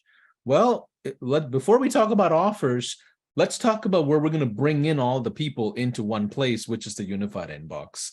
This is the landing page. This is how we make sure people can get scheduled. So then I talk about my automations. And then if I want to talk about how the traffic is managed, then I can talk about my traffic and how those appointments are created. But continue focusing on their procedures as your frontline headlines. Like, that's still the biggest way to attract those business owners into webinars, in person, whatever you want to do. Continue the procedure route. That's going to probably help you a lot and differentiate you among other med spa agencies. I really think that's one of the biggest nuggets, and I don't take it lightly, and I'm gonna stand on that. Andy, you want to add to that? Yeah, think about the bigger picture for you, Sarah. But in this journey, if you're going to be using webinars to acquire customers, find out what is common between many of them. If it's med spas, put a bunch of med spa people together, host a med spa event, and find some med spa influencers who may have some consulting systems and so on and so forth, where you bring in the technology and service package to them, where you can get in front of them and talk to them about their core issue. So in Paulson's scenario, he found, when he was doing the agency work, he found the common denominator between them. Find the common denominator between those folks, get in front of as many of them, and you'll start seeing your SaaS go up and your services go up as well. That's a great idea, because I was thinking about deciding one or the other, but we can actually do both. Depending on what they're interested in. Mainly, a common denominator for most of them is client acquisition. So that's what we're going to focus around and kind of supporting them. I don't want to take up more time, so I'm excited to meet you guys. I'll share this with you. Here's what I've seen, and this is why I'm focusing on the SaaS. First and foremost, if I'm building a $10 million SaaS with a $100 million exit, and if I were to do that with services, it would be very challenging to scale. Number two things that I saw is even in the med spa, we have med spa businesses using our SaaS. Even in the medical field, like I'm thinking about one right now where they keep dropping their service provider of services. They're running ads and all these other services, but they're using our technology to do it all. So they'll say, hey, we'll give you access to Progretta, and then go run the ads. Okay, the ads didn't work for you. Okay, hey, I'll give you access to Progretta, go run Google ads. And they're going to different service providers. So they stay consistent with the SaaS, but they play around with the services until they get the results that they want. And then even when they get the results that they want, that's their new baseline. And you're forced to recreate new results consistently, where the whole time that they're on this journey, they're staying on the same SaaS. So just take that into consideration. You can use the service model and make a great amount of money long-term, you can keep customers, but like Paulson said, the churn rate is higher on the higher ticket service-based business. You are both totally right. And most of them are burnt by other agencies. So they keep cycling, and then they are using the same thing. Like they know Go High Level so well because everybody's using it, but they're having to change every time because every agency is putting them onto their own. And the churn is just horrible. And now they're having trouble even making decision because they have been burnt so many times. That's why I was thinking about going into done for you, just, SaaS direction because of that reason. Yep. Okay. Awesome. Great Thanks, round guys. of questions, Sarah. Appreciate it. Look forward to seeing you at our Level Up Summit. Absolutely. For it. Ari, hey, welcome in. We have 4 more questions. So we have Ari, Matthews, Lewis, and Jason. So we'll go as quick as we can. Okay, I'll do my best to try really, really fast. So thank you again for this information. I jumped in on day 3, but I'm going to be recording, listening to the recordings later on. However, I'm not sure what to do as far as service or SaaS. My question was about the pricing. My target is fitness coaches. So I just a little bit confused with how much should I be charging them. I'm going to do the webinar. But I don't know now with this question that that you guys did. I'm like, I don't know if I should do service or SaaS. I think you should go 100% SaaS. The price is dependent on what brand you're building. Do you want to be the Toyota or the Bentley? You can build both and have a healthy business. You can do fine dining or McDonald's. They're both multi-million-dollar business. You have to choose for yourself on the lifestyle and the system that you're building. Me and Andy can't decide, right? But there are fitness coaches and fitness folks that charge $30,000-$40,000 for packages. So I know that market exists. And there's also folks that charge, $100 for database reactivation or one of those SMS campaigns, right? So you need to kind of decide whether you want to deal with the volume or lack thereof, but higher quality, experience that you provide for them. That's up to you. I can't decide, but what I want to make sure you understand is the choices that you have. Okay, Andy? Yeah, I mean, first and foremost, Ari, price is made up. Price it's a made up number. You wake up in the morning, it's this price. Next thing is this price. Paulson, my Snapshot, I sell it for $35,000. Paulson put $2,000. You got it for free today. So like it's all made up, right? So I would invite you to think about the bigger picture that you want to create for yourself, your family, and your business. Like he said, think about the bigger picture of like, what brand are you going to be building? I know for me and my staff, they all said, hey, we want to be the concierge. We want to be the one you can call with a staff available. We got 24/7 support.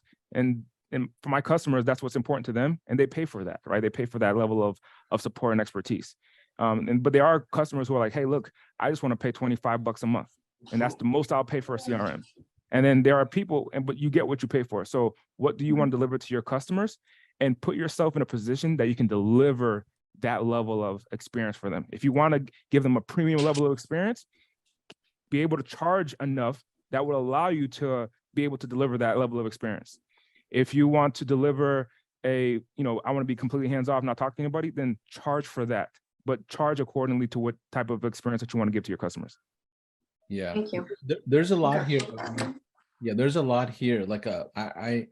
Like in my dental experience, I was the guy that put on a suit, white collar, cufflinks, and I wined and dined all my dentists on a steak and dinner, right? Like that's the way we did onboarding. But when my second agency was in automotive, these guys were blue collar guys. I couldn't relate to them. They couldn't relate to me. I struggled. They're like, who is this guy wearing a suit inside my workshop, right? And I didn't belong inside a workshop, just personally at a level where I couldn't relate to them. So I brought in a business partner who was, very blue collar, good old, country guy. And he did really well where I struggled. So you kind of need to decide who you're going to be in that market as well, because now you have to play the part, right? Like Sarah, if you're doing med spa, like you have to be at a kind of a higher level of branding in general. Like they're not going to take you seriously if your branding is not that good, because they are very sensitive to how the brand is perceived, right? So it also matters in the fitness space as well. There are high ticket fitness that only work with NFL, NBA, and pro athletes and celebrities. And then you have your dynamic fitness guys that is a $5 a month thing. So just those are a couple of things to think about. But great question, Ari. And Okay. there is Thank a you. market, Ari, there is a market too for whichever price point. I want you to think about that as well. I had in my weight loss journey, I had a coach that the price he gave me was $400 a month for coaching, and and fitness coaching. So he would train me and work out with me on a regular basis. But he was always busy, never available. And what I wanted was someone who I can talk to and work out with and build a relationship with. Another coach charged me for the almost same service, same result, $4,000 a month. I'm with the $4,000 a month now, and I'm okay with that because I get what I want. So there is a group of people that is going to be in alignment with the price points that you choose. If it's low or high, just be comfortable with your price. Because if you're going to do the webinar system, if you say my price is $697, your customers are going to feel it, and none of them are going to buy. So be sure to be comfortable with it and start gradually growing, especially if you're going to be following the webinar system. Yep. Thank you so much. I appreciate it. I'm looking forward to seeing you guys in October. Oh yeah, you're gonna be there. Okay, awesome. Let's go Matthew. with Mr. Matthews. Hey, yeah, can you guys hear me? We hear you. The video is blurry, but yeah, we hear you. Oh yeah, I see you now. Yeah. Good to see you guys. Thank you, Paulson, for this webinar, and thank you, Andy, for going over everything. So I run a video production company, and I had a question with regards to incorporating GHL into my business model.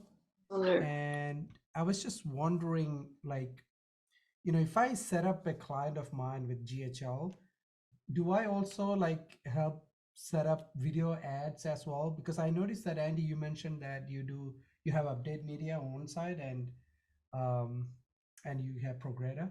So I was just wondering, how do you break that down? What kind of business model are you implementing? And also, if you run ads. I'll be very quick with this answer. So, Progretta is our SaaS. Audate Media is my marketing agency. I had Audate Media before the SaaS, and I was already doing services on other platforms. When we worked on other platforms, if you contacted my office for a Shopify store, we would build it.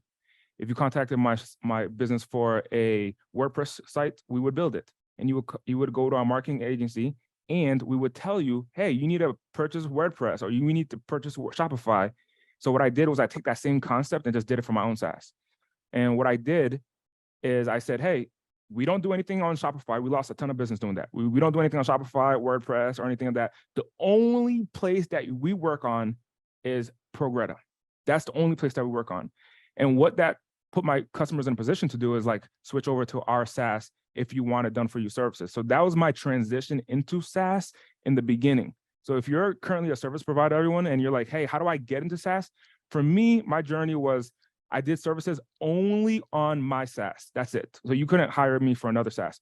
Then what we started doing was custom services on our SaaS. And I realized the headache of that with custom services for every customer. Then we started streamlining our services that we built on our SaaS. So Audate Media, we would invoice you $5,000 for the same Snapshot funnel. We would invoice you for the same funnel. And then we would build it on your sub account in our SaaS. We found that helped with churn and it helped with retention. So that's why I kept the agency. But I'm dropping the agency and then now other people can do it. So that's been my evolution through this, where like, it's my last name, guys. It's my last name. It's something that's important to me. But for the bigger picture, the bigger vision, I'm willing to drop my last name. I just got to have my graphic designer recreate a new one of these backgrounds. But I'm dropping that to really focus on my $10 million SaaS that we're building. So I hope that creates a sense of my evolution. So that way you can have a direction. There's no right or wrong in this, by the way. You can build a sustainable long business with doing a bunch of services and stay on services. There's no right or wrong. That was just a journey that I took. And I got a lot of that through for those of you that upgraded, I got a lot of that by being in the community, by getting the different ideas and the nuggets and from Chase, from Paulson, and you're gonna get all of that with the playbook and the local hero playbook, as well as the 5-day launch with Paulson. Yeah, So absolutely. Your question is very relevant in the community. I have a business. I'm getting excited about SaaS. I don't know how to merge it. I don't know how to transition. That's really the problem, right? At some point, it doesn't need to merge. Just start fresh with the new business, right? And videography is sometimes one of those businesses that doesn't really match with SaaS unless you go down the content route and do social media and say, hey, you know what? I've got hundreds of video postings that I can provide for you as a small business owner. Here you go. And that's the only way I can see people kind of gluing it together, by bridging social media. But if it's too hard for you to merge the old service that you had, or maybe, an established service that you had, don't try too hard. Let it go in a sense and start fresh. And Andy is someone who was already doing 6 figures a month before he went into SaaS. And he didn't even listen to me and Sean and Chase. Actually, he started to merge it all together, start selling SaaS for like 30 grand a month. It was kind of crazy. And then 6 months later, he's like, guys, I went down to like $2,000 now. And we actually service the SaaS itself. Yeah. Then he went down to 750 of, hey, take it or leave it, do it yourself. And now no service. Yeah, there's no service. You don't want to do service. You want a product-oriented business at the end of the day. And I think you see that picture, but that don't get stuck on the transition of, fitting a square peg into a circle, right? It's just at some point you have to probably let go and turn your previous service into a high ticket service. If you had previous Facebook ads or video packages, turn that into a $5,000 or $10,000 package for someone who can expand into from your SaaS. So you don't need to completely just remove it. Turn that into your high ticket for the future. Real quick, for those of you who are doing the SaaS service, true story. When I went to the event in Dallas, I live in Las Vegas. I went to the event in Dallas. Sean Clark was having a one-on-one conversation with me. And I just had met Sean, I just met Paulson, and Sean is giving me some nuggets. And he's like, a $297, this was like an act from God or something. A $297 customer is more valuable than a $40,000 customer. And I said, Sean, brother, don't play me for boo-boo the fool, man. You talk about a $40,000 customer is worth more than a $297 customer. That doesn't make sense. And he's trying to explain it to me. Ironically, guess what happened? A customer who had paid me $40,000 for a service, I forgot what the service was. It was like a course with a video recording, and then we would build it on the SaaS. That's when I was on the services plus SaaS model back then. And he calls me. He keeps calling me, and I keep declining it because I'm with Sean. I have a staff at my office that you can call at any time. He calls me, and then my wife starts calling me. My wife at the time was the project manager of my company. My wife calls me. When my wife calls, that's an emergency. So I'm like, hey, babe, what's going on? And she's telling me, hey, this customer keeps calling me, said they want to talk to you. So I leave the conversation with Sean to take this $40,000 customer. And his perspective was, hey man, I paid you 40 grand. I didn't pay your company. I paid you 40 grand. I said, no, sir, you actually paid my company. Look at the invoice. You paid the company, not me. And he says, well, I want to talk to you. You're the boss. I want to talk to you. And in that moment, it clicked what Sean was saying. It was the most perfect scenario because the 297 customer, you know what they're going to do? So put a support ticket in. Go through the proper channels. And I felt in my journey, if I want to build a large business, it's not going to be in the service-oriented way. It's going to be what what Paulson is saying right now to you. So when you upgrade and you go through that journey like I did, it starts to click differently in your brain. Because today, I have multiple screens. So I can see on my other screen here in my sales group chat of how many PWI sales that they got. Guess what? None of them are going to call me. None of them are going to email me. The beauty of SaaS is zero fulfillment. You could get to a world of zero fulfillment. Yes. I've seen it. Sorry, I didn't mean to cut you off, Andy, but the top SaaS players today are all ranging 3,000 to 4,000 clients. All high levelers. We're talking about Pipeline Pro, DearDoc, Funnel Gorgeous, all these big companies that are now evolving off of high level white label, all ranging 3,000 to 4,000 customers. And a lot of them are in consideration for $6-7 million exits. And those companies that are acquiring them know that this is white labeled, built on high level. And think about it long-term, bigger picture thinking. Think about it long-term. The same energy that when you're a leader of your company, whether you have staff or not, when you're a leader of your organization, you're monitoring energy output. So if it's your energy that you're outputting, then you feel it a little bit differently than your employees' energy, right? But even if my energy is output for my staff, it's much higher when you're doing done-for-you services, because you're explaining what a landing page is, you're explaining what the funnel is, you're explaining all these things. You have service-based businesses. If 100 people bought my SaaS on a webinar, they all get the same automations. They all get the same text messages, same emails, same group onboarding, the same videos that guide them. And it's all automated. Compared to services, you got to start thinking of what you need to do and what you need to build out and what you're going to do for this person, even if it is a snapshot. Yeah. So I invite you, as you progress, everyone, as you progress through your journey, that you start just considering. You don't have to go from services to SaaS all in one day. Just start having that consideration of how you can transition. And ultimately, at some point, you'll probably do it. And which is why, like a couple of years ago when I met Paulson, I was like, dude, Paulson, why would you leave your agency? That doesn't make sense. But now I see the bigger picture and what's really possible. And I've been applying it in my business, in my life, and my life has never been the same.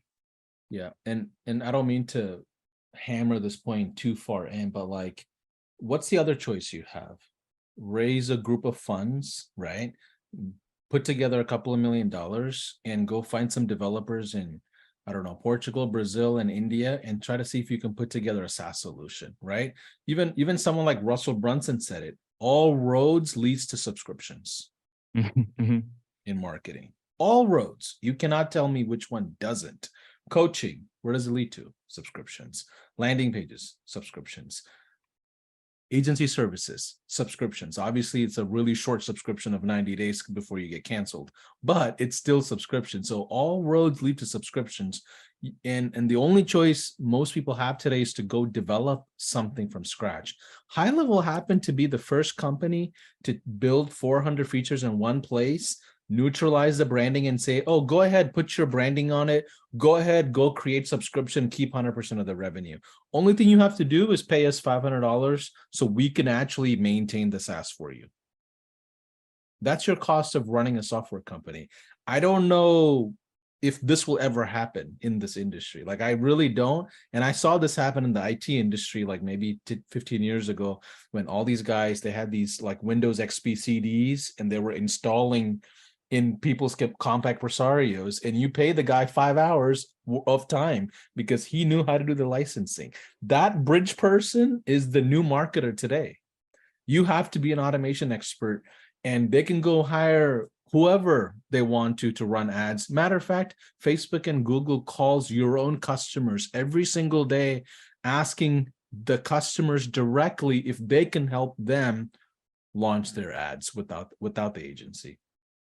Right. So anyways, I'm gonna get off my soapbox. I'm about to get emotional here. Like, this is a really big point of why SaaS matters, right? But any follow-up to that? I feel like we just like bombarded. But you're right, Paul. Like, you're 100%. So like, for example, I used to be a service provider for ads, right, in my agency. And then instead, what I said, hey, let me go connect with 15 different service providers for ads and say, hey, we'll take care of the software fulfillment. You take care of the service fulfillment. Each 15 can manage maybe 5, 10, 15. At most, I've seen the biggest agency manage 20 customers of ad services.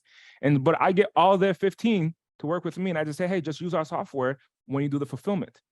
And to them, it's like, okay, it's easy. I'll just do it on your system. But to have 15 different service providers work on our SaaS is how we grow our SaaS recurring revenue. So it's just something to think about, everyone. Like, when you're having the option and you're doing this webinar system, because the webinar system that I share with you, if you follow for the next year, you're going to get in front of a lot of people over time.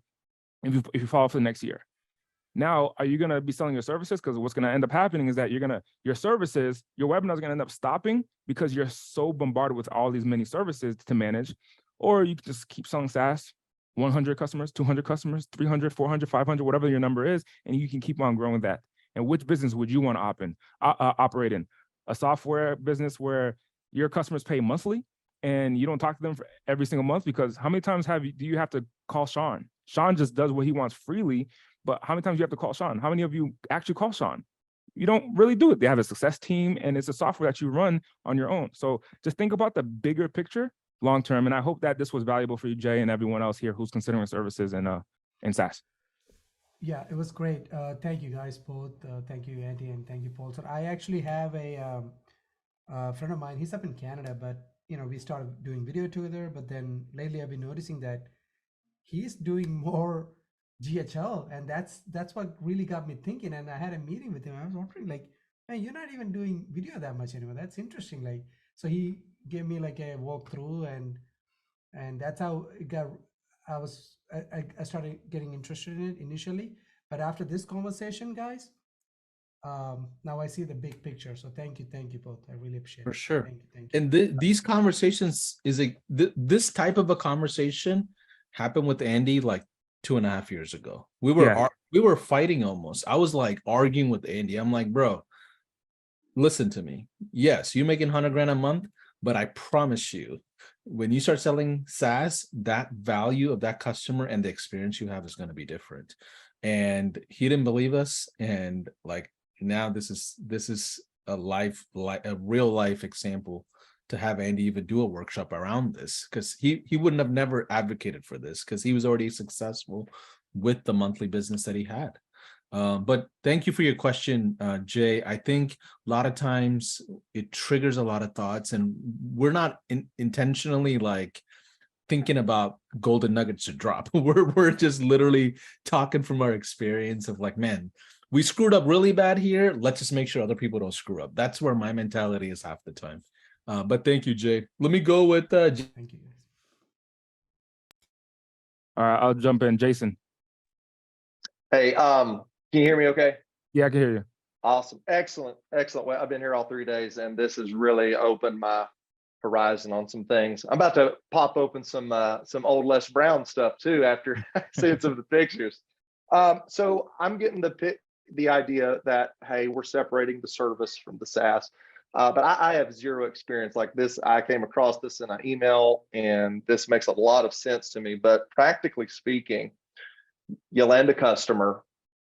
Practically, what happens next in terms of, I guess I want to make sure I understand the full expectations of, because I understand the experience you create for them will create the value, but what are the practicalities of, okay, am I showing them how to connect their Facebook and stuff, or am I doing it for them? Like, what's that give and take of, hey, this is done with you or done by you?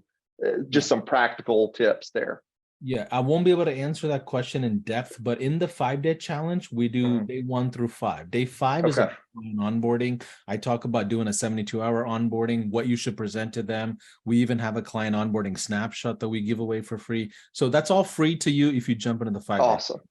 But in reality, what you're doing is stabilizing the experience of the user, right? Before you expand and talk about multiple things, you want them to jump on a quick Zoom call with you, with their team members. And what you're going to do is integrate as many things as you can. Like, even if you're offering one service, let's just say we're doing missed call text back, right? In that onboarding, I'm going to integrate Facebook, Instagram, Google My Business, Yext, everything they have, because later on, when I do expand them with multiple things, I don't want to do a new onboarding. I want to get as much as I can get done in that initial onboarding, and you don't want to schedule them out too far away. Less than 72 hours is probably a good mark.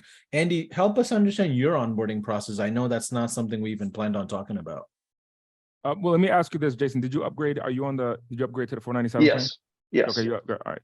So inside the SaaS configurator, because you have the SaaS configurator now, you're able to choose what features that they have.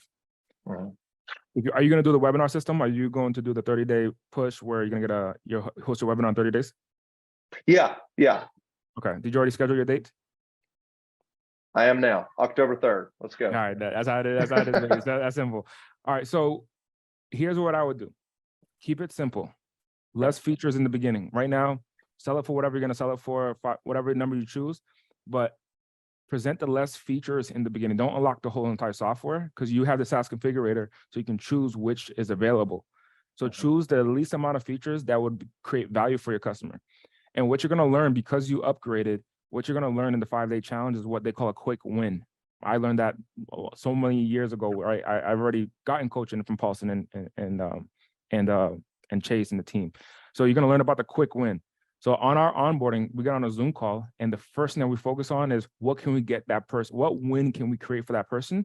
And what I found out that was happening, man, is if you've ever, it's a dopamine hit. So if they get this quick win, they already experience positive reinforcement through dopamine response. So when someone is like, it's like eating sweets. So you get them that quick win. That's what you're going to learn in that 5-day challenge. And some of the other trainings that you're going to get is on the onboarding is a few Zoom calls. That's what we do in my company, at least. It's a few Zoom calls. We're not delving the whole entire software. We're just focusing on what is that quick win that's going to get that person hooked and say, that was so, that was worth my $750. What else can this software do? And then that's when we can talk about adding features and upgrading and so on and so forth.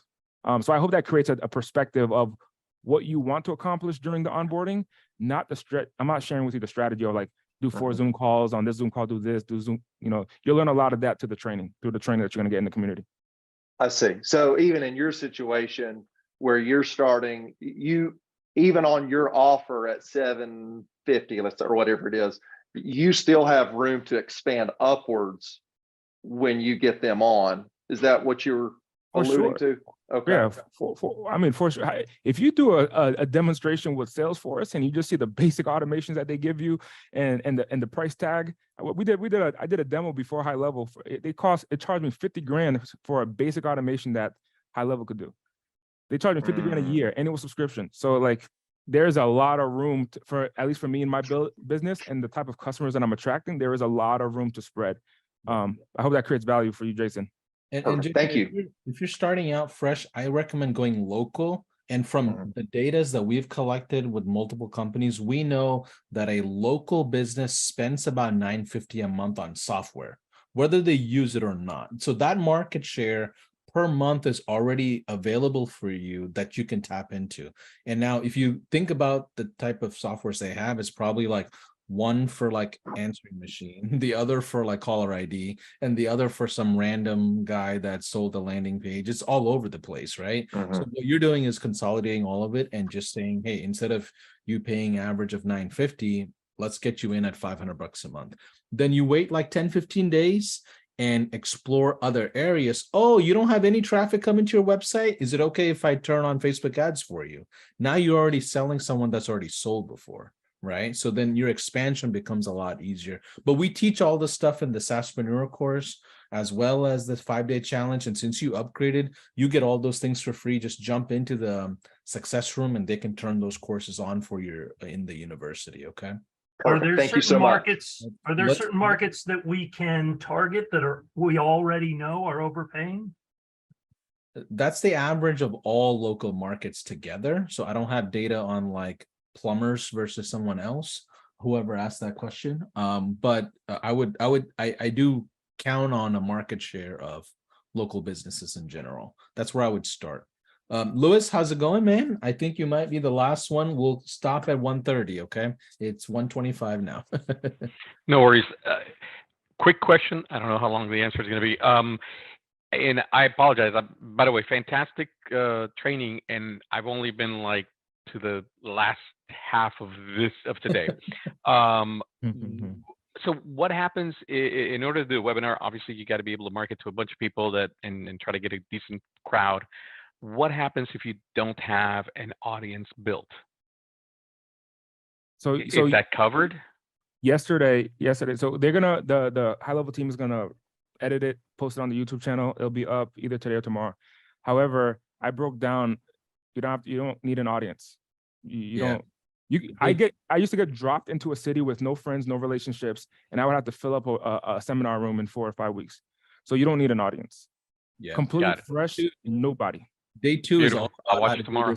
I'll watch it later today. Yeah, day 2 is about how to bring people in without an audience, ultimately. But great question. So One more time for those that this is the last time we do this, and somebody asked me, hey, is this even available for later? I'm just going to share this one last time. If you upgrade to our pro plan today during this workshop, you get our local hero playbook course that we normally charge $2,000 to non-high levelers. You get our 5-day challenge. So local hero playbook, our SaaSpreneur playbook, is perfect for someone who already have marketing experience. They have maybe a few clients, or they're trying to figure out how to transition into SaaS. Okay. The 5-day challenge is for someone who doesn't have any clients and you're trying to get to your first client. So it's like get your feet wet kind of thing. Very beginner course, where the SaaSpreneur course is a little bit more advanced. Then you get Andy's webinar snapshot that he built over the years. I talked him into doing his slide deck as well today, so we'll figure that out. And you get all of that for free if you upgrade to high-level SaaS Pro plan, which you're going to need anyway to automate your entire SaaS book of business. That's your cost of launching a software company. And the website, I mean, the link is gohighlevel.com/upgrade now. I just wanted to share this. People are asking me, is there a deadline for this? I personally didn't even think about a deadline because I'm not salesy, but I'm thinking Friday, end of this week, Friday is the last day that you're going to be able to upgrade, because I know we'll have other things going on. But Andy, any final words, man? This last 3 days has been eye-opening, impactful. I learned a lot myself as well. So appreciate you and your entire team as well. I'm looking forward to sitting side by side with you on stage at the Level Up Summit this year as well. We appreciate you, brother. Thank you so much, Paulson, for having me. My last words will be quite simple. The opportunity is in the show up. If you lay down in your bed at night, or you journal and you're thinking about what am I creating for my life in the future, and that's the opportunity. If you really are committed to that, and you see that, hey, this reoccurring revenue thing and making money every single month and making money inside of the software, you can do rebilling, where every time someone sends a text message, you get profit from that. And all those small things that can sustainably create a different lifestyle for you. That's what is the opportunity. And you think about it in your brain and you're like, you know what? I don't know if I don't have an audience. I don't have people in my background. There is a community here that's available to you that's going to share it all. And there's people like myself who's going to break down their strategies and their process, and Paulson brings them together and puts them here. If you go to the Level Up Summit, there's going to be a SaaS panel with me and a group of other people who are crushing it in SaaS. Paulson's going to be hosting that. This is where you get the nuggets dropped that you take and you leave to implement in your life. That's number one. Number two is that inside of the tools, like when you upgrade, there's going to be thought-provoking questions that they're going to ask you that you got to answer. That's going to put you in a position to, I'm clear on my game plan of what's next for my life and my business. And then number three is the tools. The tools. This tool that I gave you, which is a snapshot, I put some respect on the snapshot. And the reason why is because that snapshot has given me time freedom. That process, instead of me doing one-on-one demos, I work one presentation a month selling my SaaS, and it gets dozens of people into my SaaS automatically. I don't have to meet each person one-on-one, and I'm giving you that with when you upgrade and you get your system, right? When you upgrade it to the Pro plan. And I share that with you is because if I was doing something that I thought was freedom, it's like being in a cage thinking you're free. When I was running my agency and Paulson was telling me, Andy, think about the SaaS, think about what's possible over here. I was like, dude, don't tell me what to do, man. Don't tell me what to do, Paulson. But it opened my mind a little bit over time, where that case started opening up. And then now I see what the freedom looks like. I'm planning trips and I'm going around the country, and my business is almost on autopilot because of the SaaS. So I'm going to be giving you those tools that has allowed new customers to come in every single month consistently for the last few years. And I'm giving you that tool completely when you upgrade. And then on Friday, I'll have the content slide deck for you. So that way you can implement when you do your webinar. Like Ryan earlier, he got 15 people in. He only started 2 days ago with this program. He got 15 people. If you didn't watch all three videos or all 3 days, be sure to watch the replay when they're up. They'll probably be up by the end of this week. But watch all three, really understand that process, That's number one. Number two is make sure that you upgrade. And number three, apply this. Apply this. And I look forward to you being the next Andy, where I come to your training a year from now, 6 months from now, and I come to your training, learning what you're doing. Absolutely. I don't want to add to that at all. Thank you for the final words, Andy. We'll see you. Have a good rest of your afternoon. Those of you that are already on 497, remember, you can jump into our success room and get a lot of the goodies. But upgrade today. We're more than likely going to close it out. And that is gohelloable.com/upgrade now. I'm not sure if we're going to do a workshop in October. I haven't decided. It'll depend on whether a lot of the things are done for the conference itself, because that's in October. But either way, we'll keep you posted on the next one. Thanks, everybody. Take care. Bye, everyone.